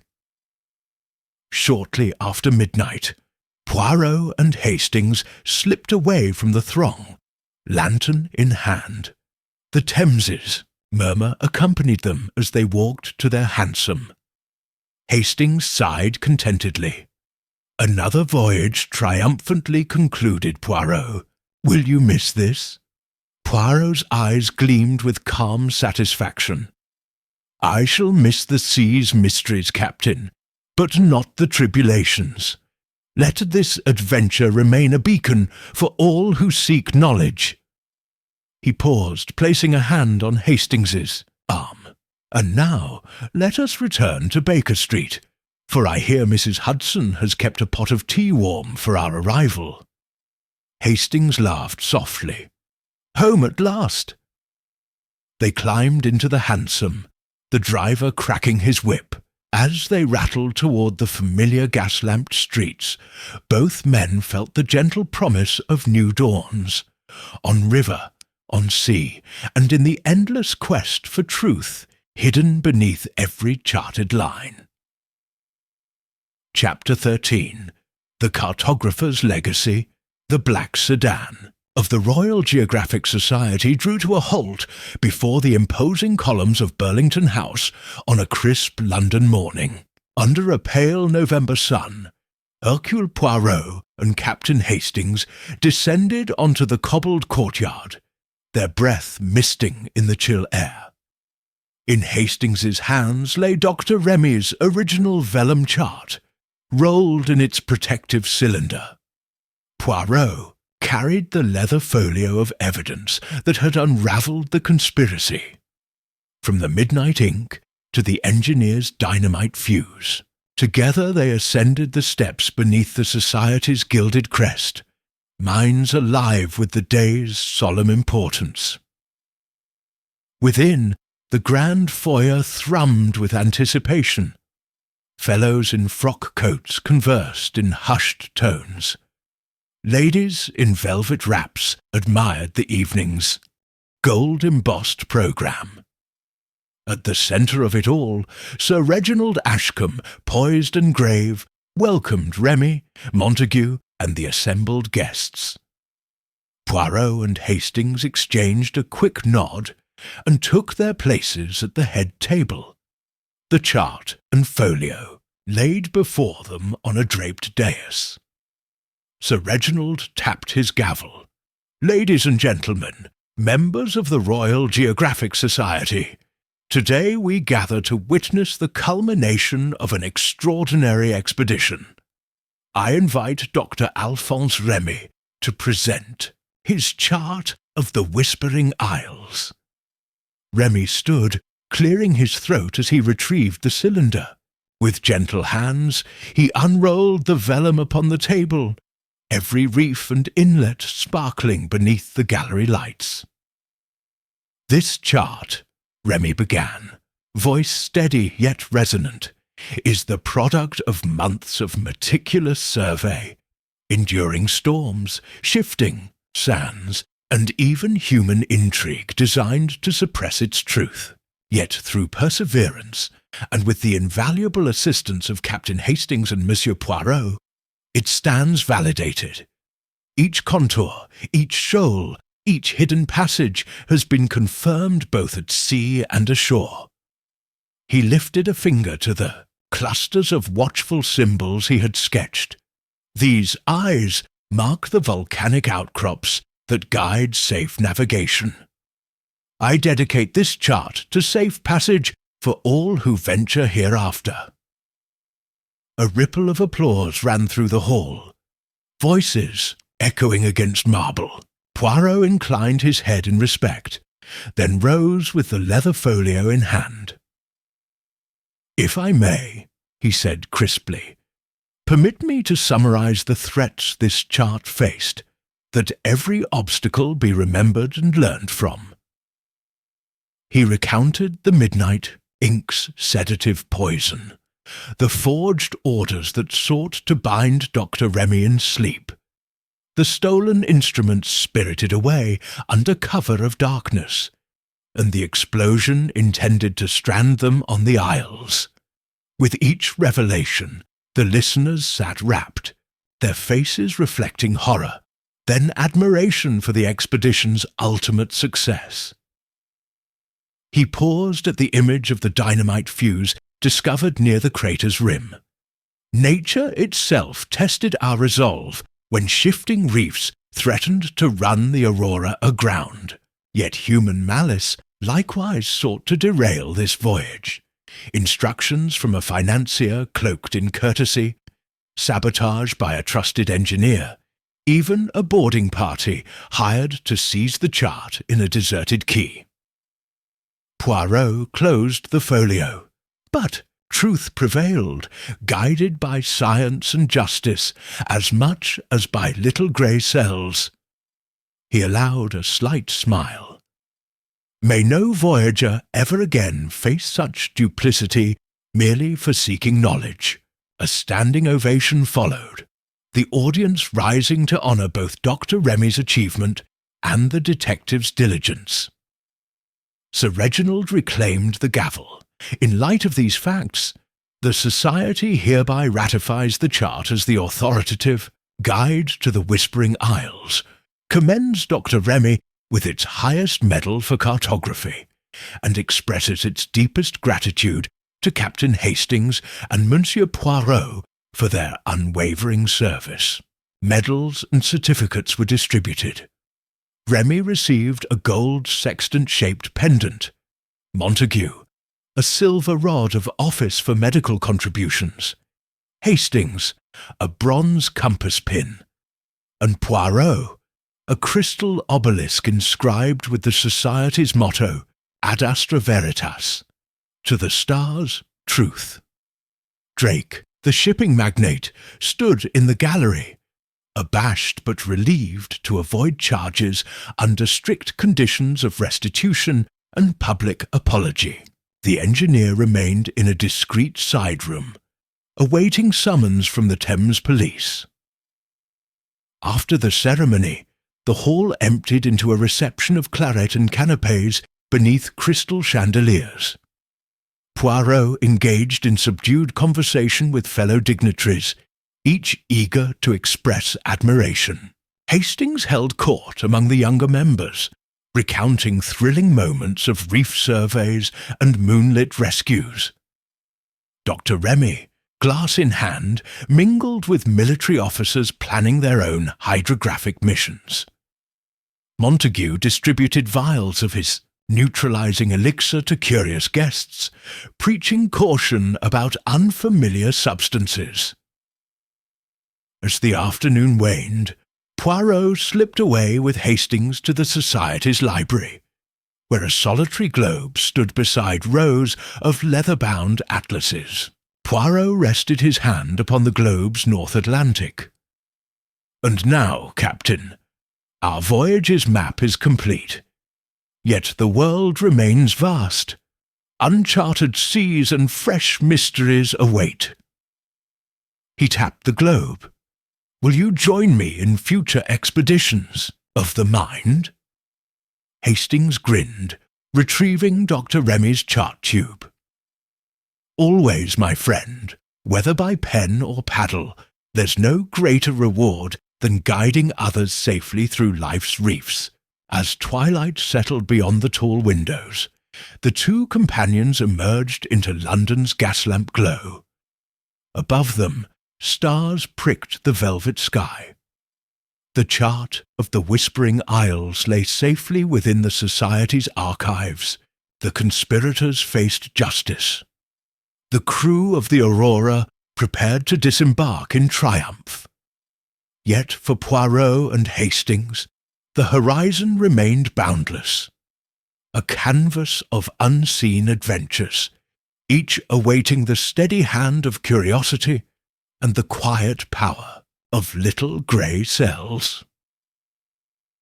Chapter 14. Echoes Beyond the Charted Seas. When the first pale fingers of dawn stretched over London, the city awoke to clear skies and crisp air, as though nature itself paid homage to the triumph of the Royal Geographic Society's expedition. In the Society's august halls at Burlington House, the grand chamber still hummed with afterglow. The chart of the Whispering Isles framed and hanging above the dais. Scientific journals filled with Remy's findings awaiting publication, and cordial congratulations exchanged beneath chandeliers. Yet for Hercule Poirot and Captain Hastings, the expedition's finale awaited a final, fitting coda. The unveiling of Dr. Remy's personal journal, an intimate chronicle of intent and hardship that would shape the Isle's legacy for posterity. Mid-morning, Hastings arrived at 221B Baker Street, finding Poirot ensconced in his favourite armchair beside the hearth, pipe unlit for once. The detective's waxed moustaches quivered in anticipation as Hastings produced a slender leather-bound volume. "Monsieur Poirot," Hastings said softly, "Dr. Remy has entrusted us with this. His journal from the expedition, private reflections, sketches and thoughts he desires to share with the Society and the public." Poirot accepted the volume with reverent hands. "Mon ami, this is indeed the final piece of our narrative. His daily entries will reveal both the scientist's mind and the human spirit behind each contour of that chart." He tapped the cover gently. "Shall we prepare our remarks for this afternoon session?" Hastings nodded, seating himself opposite. "A reading, perhaps of selected passages, will illuminate the courage and ingenuity that guided the voyage, through Midnight Ink's poison, sabotage, shifting reefs, and even volcanic tremors. Over the next hour, they drafted an address. Excerpts tracing Remy's wonder at dawn-lit coral gardens, his moments of self-doubt as instruments failed, and his triumph upon each renewed sighting. They marked where the engineer's threats marred silent pages, and where gratitude for Hastings's steady hand and Poirot's keen counsel shone through. By noon, the text was ready, a testament to both discovery and camaraderie. At 2:00, the Society's grand chamber filled once more with fellows, their collars crisp and medals gleaming. Sir Reginald Ashcombe welcomed the assembly. "We have celebrated the chart's official recognition. Now we honour the private thoughts of its architect." He gestured to Hastings and Poirot. The two men ascended to the dais, the journal laid, open before them. Hastings began, voice warm. "Ladies and gentlemen, permit us to share the soul that guided every measurement and every line." He read the first passage. November 3rd, Dawn Watch. "I stand upon the yawl's prow as mists cradle the reefs. The world sleeps, yet beneath these waters life pulses with silent brilliance. How humbled I feel to map such wonder, to render, in ink and ink alone, the rhythm of tides never before charted." A soft murmur rippled through the audience, as though they too felt the hush of dawn. Poirot continued. November 7th, midnight ink. The ink's sapphire glint enchanted me. I believed it a gift for artistry, only to learn it harboured poison. In waking unbidden, I found betrayal penned into my own tools. Yet in sleep's depths I dreamed of reefs songed by moonlight, visions that spurred my resolve. When heads nodded at that confession of vulnerability, Hastings paused before the final selection. November 12th, crater's edge between steam and stone, I stood where Earth's heart beats. A collapse of rock nearly claimed me, a final salute from the volcano. In its roar, I heard both peril and promise. That knowledge, once earned, must guide the living through every shifting fault line. Poirot closed the journal. Dr. Remy entrusted us with these words that we might know the man behind the map, and the courage that drew it. He looked upon the assembled scholars. May this journal remind us that every chart is more than a tool for navigation. It is a story of trials overcome, deception unmasked, and human spirit unwavering. Sir Reginald rose to his feet. In gratitude for his vision and perseverance, we present Dr. Remy's journal to the Society's archives with permission for public publication. Let this book stand alongside the chart as an enduring guide to both geography and humanity. Applause swept through the chamber, ringing like waves against rock. That evening, Poirot and Hastings attended a private reception on the Society's terrace, where brasserie lanterns glowed against autumn's chill.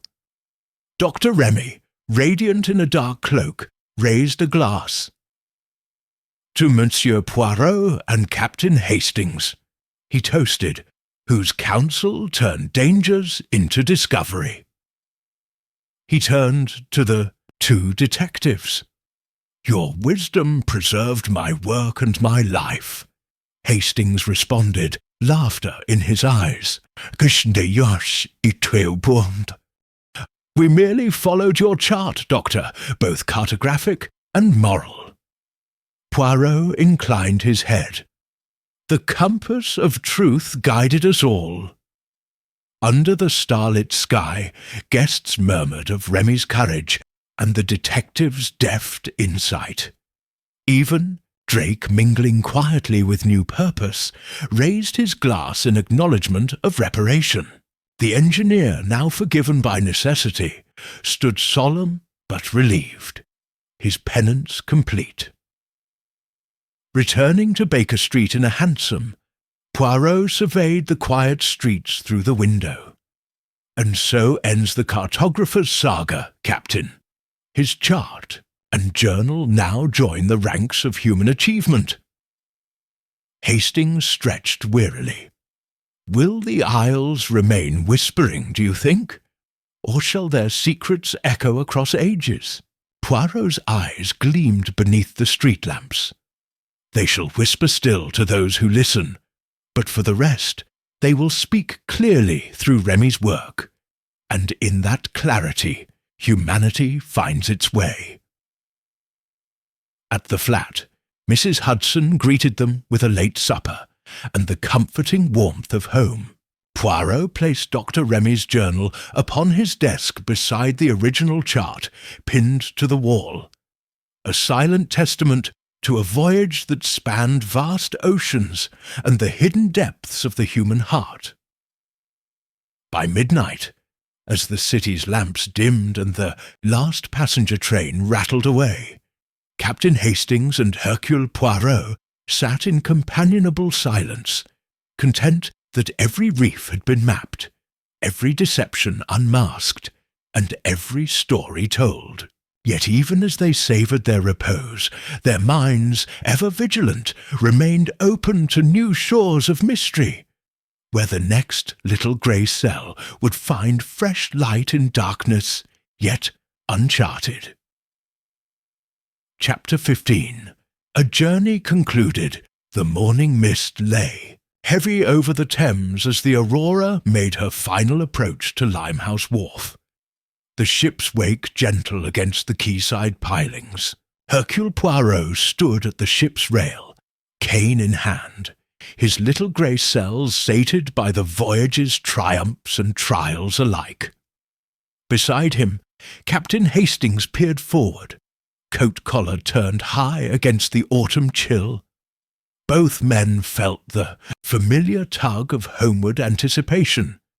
Theirs was the culmination of an expedition that had tested every skill, from cartographic precision to deductive brilliance. Below deck, Dr. Alphonse Remy and Dr. Montague supervised the secure stowing of instruments and charts. Remy's original vellum lay rolled and protected within its iron tube, while copies of his journal stood ready for publication. The engineer, now under polite guard, had been quietly removed for safe transport to London authorities. Lord Fairfax had made his public apology and arranged restitution for expedition expenses. The social and scientific worlds would soon hear of the chart's unveiling and of the detective work that preserved it. Hastings turned to Poirot. "Mon ami, it seems extraordinary that a simple map could spark so much intrigue. Sedatives hidden, in ink forged orders, even an attempt to dynamite us into oblivion on Whispershore." Poirot inclined his head. "Indeed, Captain, yet every map is worth its weight in treasure to those who covet the unknown. Dr. Remy's chart would have changed maritime fortunes. No surprise that unscrupulous men sought to claim it." He tapped his moustache thoughtfully. "But let us not dwell on villainy. We have brought knowledge to light, safeguarded a man's work, and returned safely. That, too, is worth celebration." Below, the ship slowed to a crawl as scows and barges moved aside, making way for the Aurora's safe docking. Graves, vigilant as ever, stood ready with gangplanks and lines. Remy and Montague emerged to greet Poirot and Hastings, expressions bright with relief and pride. Remy's handshake was firm. "Monsieur Poirot, Captain Hastings, your counsel and courage guided me through my darkest hours. I owe you more than words." Hastings clasped Remy's forearm. "Your brilliance, charted reefs no one knew existed. We merely helped keep the tools intact." He patted the chart tube. "That belongs to you, and to the society where it will guide future mariners." Montague pressed forward. "And let us not forget the medical miracles. Midnight ink neutralized, wounds healed, and slumber undone." He offered a small flask of tonic. For strength on land, they climbed the gangplank to applause from a small gathering of society stewards, porters, and curious dock workers. Sir Reginald Ashcombe awaited them in a heavy overcoat, hands clasped in black leather gloves. His eyes shone with gratitude. "Welcome home, gentlemen. The Society's gala awaits at Burlington House. We have much to celebrate and to commend." Poirot offered a modest bow. "We are honoured to return your chart and our tale to your care." Hastings nodded. "Shall we present ourselves to the waiting carriage, or indulge Mrs. Hudson in her tea before the evening's demands?" Sir Reginald smiled. "Tea would be most appreciated, though the Society will forgive a slight delay." He indicated a waiting hansom. "Allow me to escort you to the nearest station for a swift return to Mayfair." The carriage rattled through damp streets lined with gas lamps and glistening cobbles. At Baker Street, Mrs. Hudson stood on the doorstep, shawl wrapped tight, and a steaming tray of tea and buttered toast in hand. "Welcome home, sirs," she exclaimed, her relief palpable. "I feared I'd have none of you for supper." Poirot clasped her hand gently. "Madame, you preserve the warmth of home as steadfastly as any lamp guards these streets." Hastings embraced her in a brief, friendly hug. "Your tea has never tasted so good." They retired to Poirot's sitting-room, where the hearth crackled. Mrs. Hudson served tea, and the detectives sank into comfortable chairs, the day's cares dissolving in the steam rising from their cups. Gazettees piled on the side table bore headlines praising Dr. Remy's chart, detailing the expedition's successes, and acknowledging the detective duo who ensured its survival. Hastings smiled at Poirot. "Read that. I see our names in print." Poirot adjusted his spectacles to scan the headlines. Royal Geographic Society Honours Cartographer and Detectives Dr. Alphonse Remy's Chart of the Whispering Isles lauded as masterpiece of modern cartography. Hercule Poirot and Captain Hastings cited for extraordinary service in protecting scientific discovery. "Splendid," Hastings said, sipping his tea. "Shall we write letters of thanks or merely accept our commendations?" Poirot set down his cup with a gentle clink.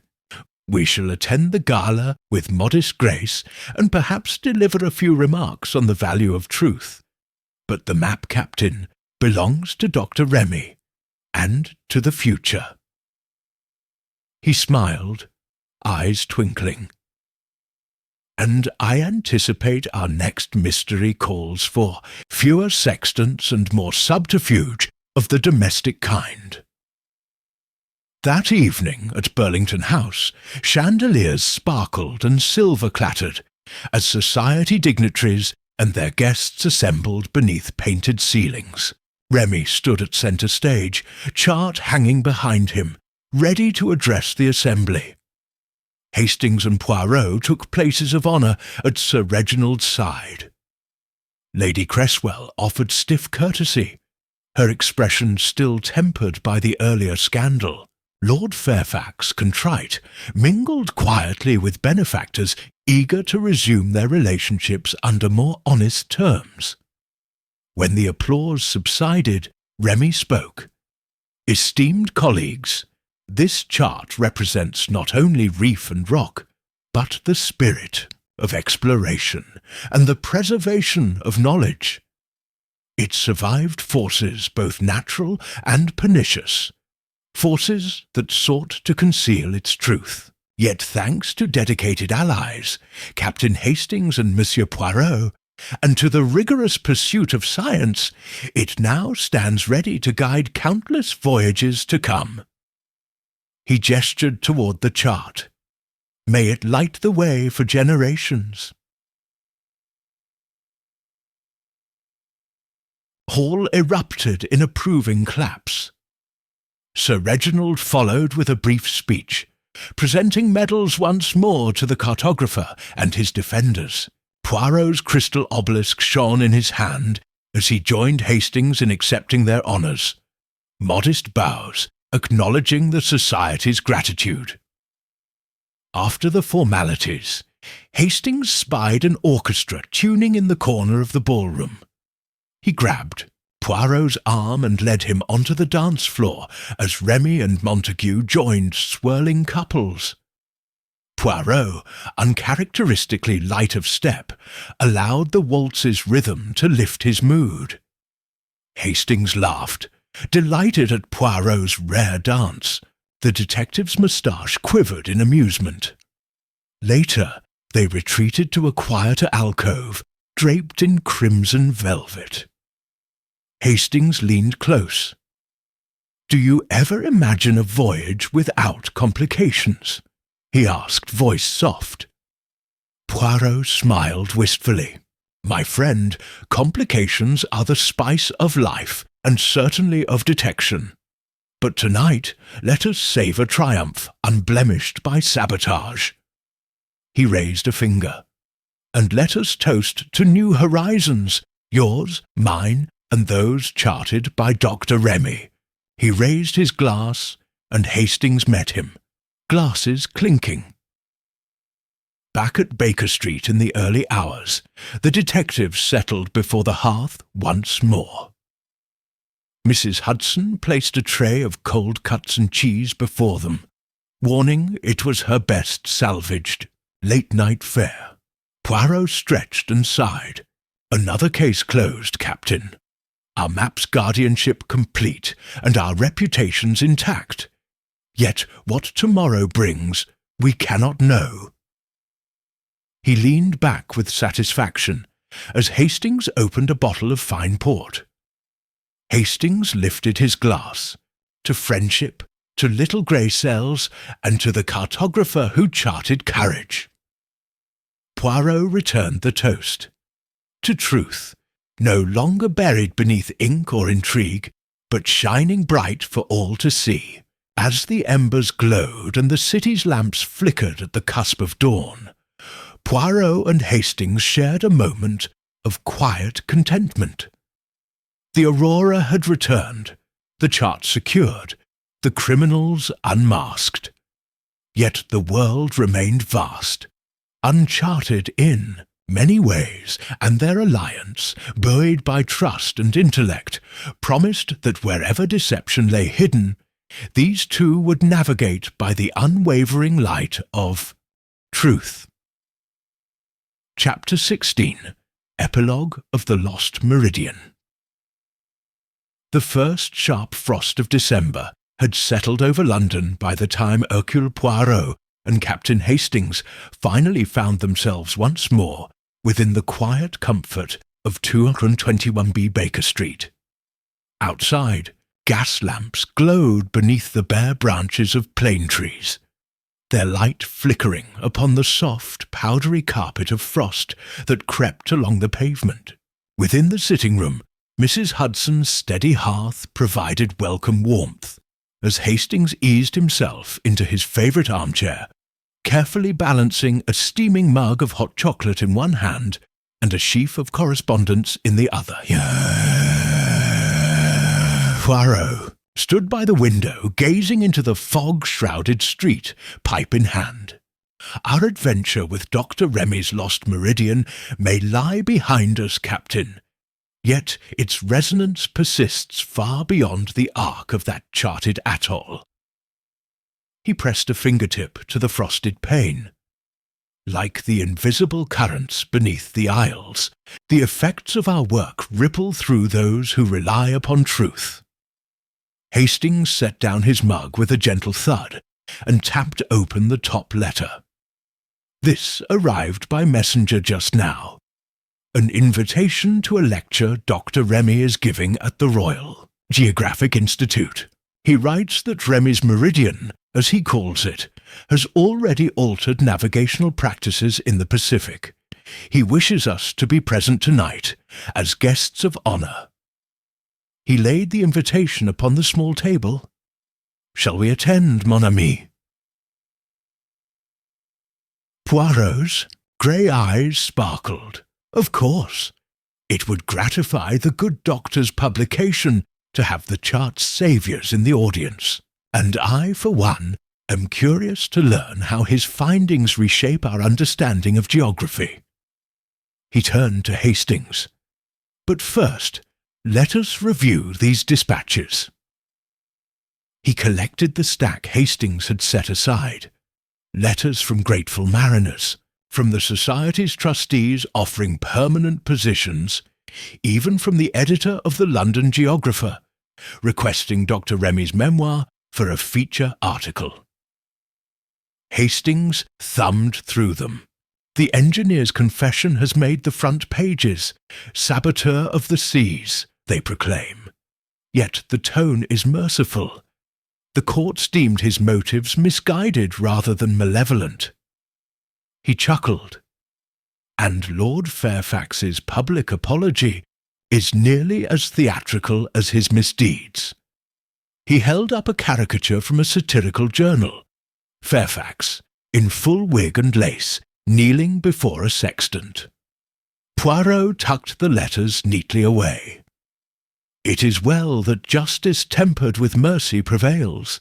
Remy's voyage has become legend, not only for the sands and reefs he charted, but for the human frailty and redemption we witnessed. He offered Hastings his pipe. A small puff to honour our little grey cells, eh? They lapsed into companionable silence, the soft ticking of the mantel clock marking seconds as the fire crackled. At length Hastings rose. "I'll summon Mrs. Hudson and prepare our coats. The Institute awaits, and I dare say we shall need more than cocoa tonight." The evening air was crisp as Poirot and Hastings stepped from their carriage onto the cobblestones of Kensington Road. Ahead, the Royal Geographic Institute's facade gleamed under floodlights. Its grand columns seemed to echo the solemn hush of academia. They entered into a lofty foyer where fellows and guests in evening dress conversed beneath a vaulted ceiling painted with celestial maps. Dr. Remy awaited them at the foot of the wide marble staircase, his usual scholarly reserve softened by genuine delight. He clasped each in turn. "Monsieur Poirot, Captain Hastings, your presence honours me beyond measure. Pray, join me in the Halley Lecture Theatre. I shall begin shortly." They ascended and found seats amid an eager audience. Seasoned explorers in tweeds, naval officers in crisp uniforms, and young students clutching notepads. The lights dimmed as a golden-haired chairman took the podium. "Ladies and gentlemen, it is my privilege to introduce Dr. Alphonse Remy, whose Meridian of the Whispering Isles has revolutionized modern cartography. Dr. Remy." Applause rose as Remy approached the lectern. He unfolded his notes with a tremor of anticipation, then steadied his voice. "Esteemed colleagues and friends, tonight I present not only the chart of those elusive atolls, but the story of its preservation, how science, perseverance, and the unwavering pursuit of truth overcame forces both natural and human." With a gesture, he signalled the projection of his original vellum under soft illumination. The maps, delicate lines and watchful symbols filled the giant screen, each inlet and shoal beckoning with silent promise. Poirot, seated in the front row, watched with a gentle smile. Hastings leaned forward as Remy described the midnight ink's treachery, the stolen instruments, and the dynamite cache at the volcanic crater. The audience gasped at the engineer's confession, and the narrow escapes upon the shifting reefs. Remy's voice rose with pride as he recounted the collaborative efforts, the steady hand of Hastings at the helm, and Poirot's deductions that unmasked each saboteur in turn. As the lecture drew to its climax, Remy outlined future applications, how his meridian would guide safe passage for commercial vessels, how geological insights would aid resource management, and how the isle's unique ecology merited conservation. He concluded, "May this chart remind us that every line we draw upon the world's surface carries responsibility, that knowledge, once revealed, illuminates not only maps, but the moral compass of humankind." The hall erupted into thunderous applause. Poirot rose and joined Hastings in leading a standing ovation that seemed to shake the very rafters. Remy bowed deeply, gratitude shining in his eyes. Hastings clapped him on the back. "Well done, Doctor. May your meridian guide many. Home safely." In the receiving line afterward, dignitaries congratulated Remy. The Times editor pressed for quotes, while a naval commodore extended an invitation to chart further Pacific reefs. Poirot and Hastings slipped away to a quieter corridor where a small refreshment table was laid. Remy joined them, a glass of sherry in hand. "Hercule, Captain, you framed my meridian's triumph within a narrative of truth," Remy said, raising his glass. "I could not have hoped for better custodians." Poirot inclined his head. "The pleasure was ours, Doctor. And now your journey continues. My heart shall await your published memoirs as I would a new map." Back at Baker Street, in the EU, small hours, the two companions shared a final glass of port beside the dying embers of the hearth. Mrs. Hudson had left a tray of biscuits and hot water, insisting they take nourishment before bed. Hastings reached across, tapping Poirot's arm. "Do you think we'll ever see the Whispering Isles again?" Poirot extended a hand for a biscuit. "Perhaps not in body, Captain, but as long as Dr. Remy's chart endures, we have all set foot upon those shores. Beyond that, new mysteries await, maps yet unmade, secrets yet buried." He glanced at the mantel clock. "Now, mon ami, our night's vigil ends. Tomorrow we resume our ordinary routine, unless, of course, the extraordinary finds us anew." Hastings grinned, settling back. "Then here's to the Meridian, and to the next adventure, whatever hidden reef or whispering clue it may bring." They clinked glasses softly. Outside, Baker Street lay silent beneath lamplight and swirling frost. Within, the warmth of friendship and shared triumph glowed against the hush of night, promising new discoveries to the little grey cells, ever watchful for the world's yet uncharted wonders. Chapter 17. The Meridian Unveiled. The morning sun glinted off the polished brass of the Royal Geographic Society's entrance, as Hercule Poirot and Captain Hastings made their way up the marble steps. Dr. Remy's personal journal tucked carefully under Poirot's arm.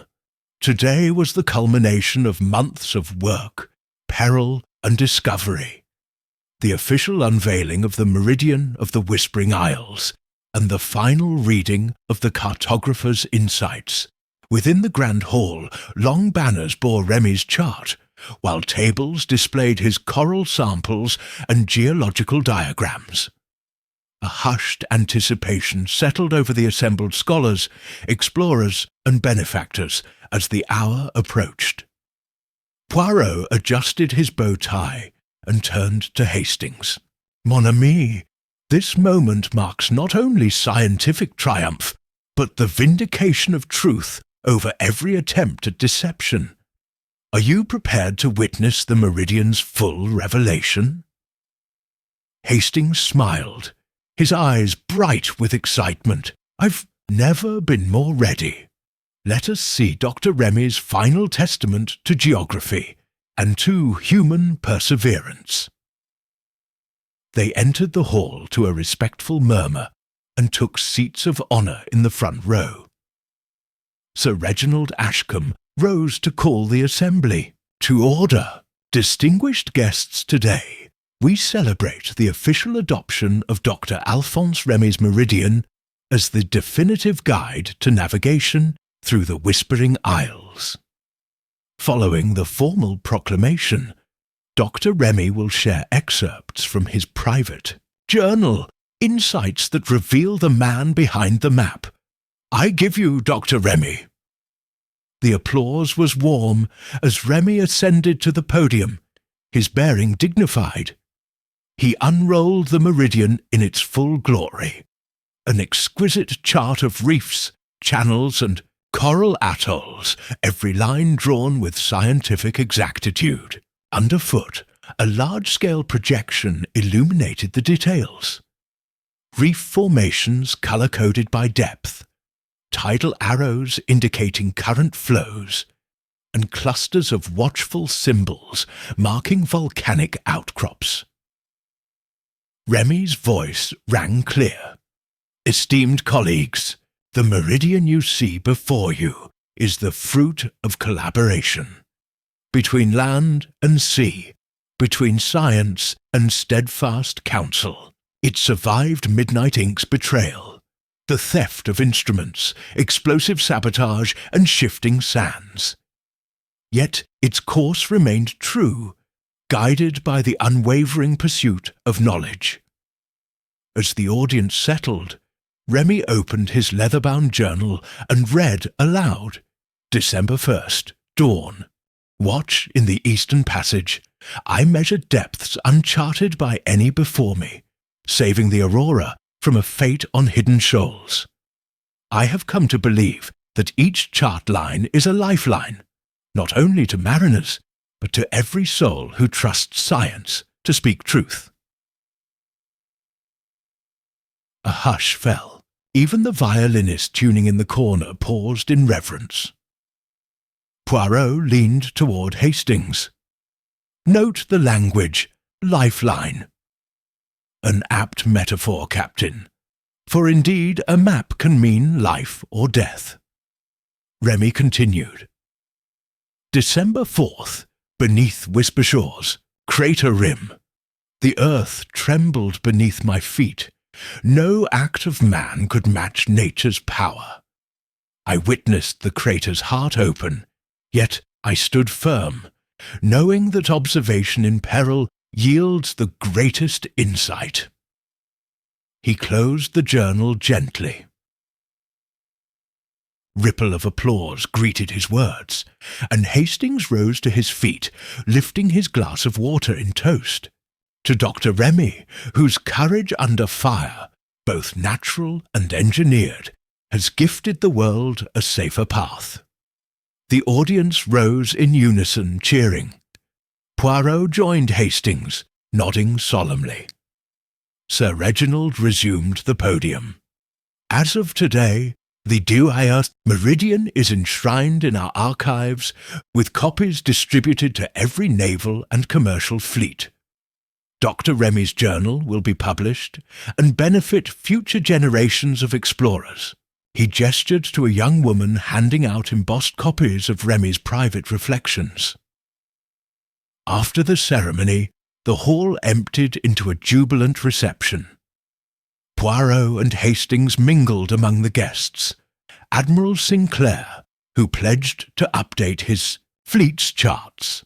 Lady Pennington, who funded an educational fund for cartography students. Even Lord Fairfax, contrite, now eager to endorse scientific advancement rather than obstruct it. In a quieter corner, Poirot encountered the engineer, now free under a lenient sentence due to his genuine remorse. The man approached with hesitant steps. Monsieur Poirot, I wish to apologize once more. You and Dr. Remy showed mercy when I least deserved it. Poirot inclined his head. Redemption, monsieur, is always possible when one admits fault and seeks to make amends.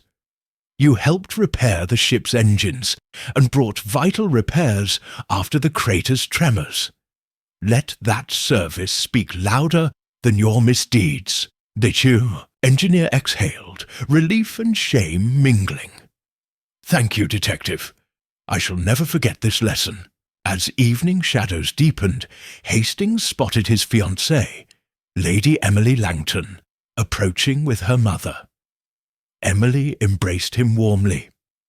My dear Captain, I feared you lost at sea, yet here you stand, ordered by Poirot, intact and triumphant. She turned to Poirot with a playful smile. And you, Monsieur Poirot, owe us one less sensational mystery, if only for the sake of calm dinner parties. Poirot offered an impish bow. Madame, the world brims with enigmas. I merely answer its summons. But for tonight, I shall be content to celebrate rather than solve." Later, as the last of the guests drifted away, Poirot and Hastings lingered by the grand windows overlooking Piccadilly's glow. Poirot gazed at the meridian framed above the dais.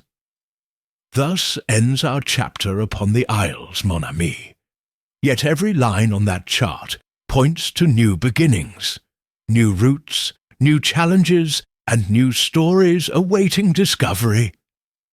Hastings rested a die, hand on his friend's shoulder. "To the meridian, then, to truth charted and lies unmasked. And to us, my friend, to the little grey cells that guide us through every storm, whether at sea or on land." They raised empty glasses to the night, as the meridian of the Whispering Isles shimmered in their memory, an enduring testament to courage, to science, and to the friendship that turned peril into promise. Chapter 18. The Final Meridian and New Horizons. The last vestiges of afternoon light slipped through the tall windows of the Royal Geographic Society's Grand Hall as the assembled guests prepared to bid farewell to Dr. Alphonse Remy's Meridian of the Whispering Isles. Outside, London's streets gleamed beneath gas lamps awakening one by one, and the breath of winter hovered in the air. But within these walls, warmth lingered, a celebration not only of cartographic triumph, but of integrity, courage, and the quiet power of steadfast friendship. Hercule Poirot, impeccably attired in a charcoal coat and silk cravat, stood beside Captain Hastings at the head table. Before them lay Dr. Remy's final report, bound in dark leather, every page a testament to months of toil, danger, and discovery. To Poirot's left sat Sir Reginald Ashcombe, the Society's president, smiling with relief and pride. To his right, Dr. Montague, visibly wearied yet glowing with satisfaction. The engineer, now rehabilitated and still under polite guard, hovered near the back, eager to atone through honest service. Dr. Remy rose, clearing his throat. "Esteemed colleagues, tonight we turn the page on a singular chapter of exploration. Our meridian has been ratified, our discoveries recorded, and our saga revealed." He gestured to a large depiction of the Isles chart behind him. But this is not simply the end of a survey. It is the threshold of new horizons. For every map we draw, 1,000 questions arise. Let our chart guide explorers safely, but also inspire them to ask, what lies beyond these coordinates? Applause filled the hall as Remy resumed his seat. Hastings, already humming with excitement, leaned toward Poirot. "He speaks of new horizons, just the way you like it, Poirot." Poirot nodded gently. "The human spirit forever pushes boundaries, Captain. Our meridian ensures that those steps shall be measured and safe. Yet the unknown beckons still. Imagine what awaits on distant shores, beneath uncharted skies." Sir Reginald rose once more. "Before we conclude, it falls to me to bestow the Society's highest honour upon Captain Hastings and Monsieur Poirot, the Medal of the Silver Quadrant, recognizing their indispensable contributions to the meridian's preservation." Idur handed each a gleaming medal, its surface etched with compass points and wreaths of laurel. Hastings bowed with unaccustomed formality. "I am honoured, Sir Reginald." Poirot accepted his medal with quiet dignity, moustache quivering. "My little grey cells are most grateful." As guests pressed forward to offer congratulations, a hush fell over the reception when Sir Reginald raised his glass. "Let us drink to Dr. Remy, whose vision charted truth, to Captain Hastings, whose courage steered us through peril, and to Monsieur Poirot, whose keen mind unmasked every deception. To the meridian, glasses chimed in a resonant chorus. Dr. Montague stepped forward, offering trays of delicate pastries and finest port. Poirot accepted a glass and sipped thoughtfully. "You know, Hastings," he said softly, "though the meridian spans only these isles, the journey we undertook reached far wider, into the depths of betrayal, into the heart of our own convictions." He lifted his glass. "To the elements of truth." Later, when the crowds had thinned and the last embers glowed in the hearth, Poirot and Hastings found themselves once again within the familiar comforts of Baker Street. The fire's warmth contrasted with the cool night beyond the windows. Mrs. Hudson hovered, offering late supper, bacon and eggs, as though no expedition at sea had ever removed them from their usual routine. Hastings devoured his meal with gusto. Poirot, ever refined, nibbled sparingly before pouring a final cup of Darjeeling. "Ah, the taste of home," he sighed. "And what comforts better than the certainty that our work has enduring value?" Hastings leaned back, staring at the empty plate. "I shall dream of coral reefs and volcanic craters tonight, but it's good to be ashore." He paused, curiosity gleaming. "So, Poirot, what's next? Another cartographer's conundrum, or perhaps a domestic mystery closer to home?" Poirot folded his hands, closing his eyes briefly. "The world teems with anomalies, Hastings. Every day brings new puzzles, petty thefts, misplaced heirlooms, unfaithful hearts. But tonight, let us rest. Tomorrow, we shall revisit the world's map, whether in distant archipelagos or in the secret passages of human character."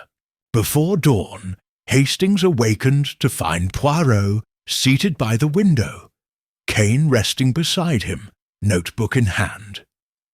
Moonlight bathed the street below in silver. Hastings joined him quietly.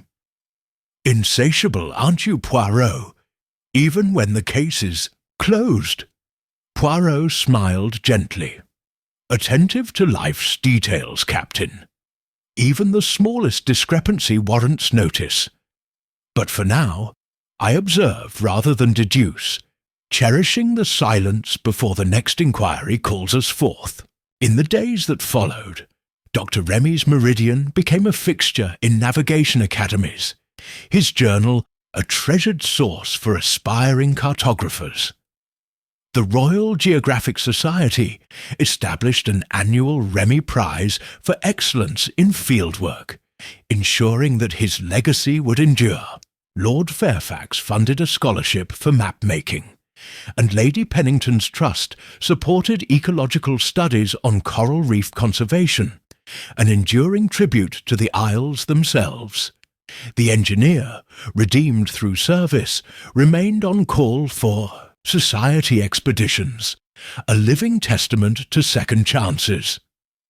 Yet for Poirot and Hastings, the Meridian's conclusion signified more than accolades. It reaffirmed their shared belief that knowledge, integrity, and compassion must steer every quest for truth. As autumn yielded to winter, they settled once more into their routines. Mrs. Hudson's impeccable breakfasts, the morning papers chronicling world events, and the occasional, gentle case that required only a teaspoon of cunning rather than the deep currents of expeditionary intrigue. One evening, as snow began to whisper against the panes, Hastings placed a steaming letter upon the small oval table. Poirot opened it, reading aloud. "Dear Monsieur Poirot and Captain Hastings, strange events have arisen at the Berkshire estate of Lady Ashcombe.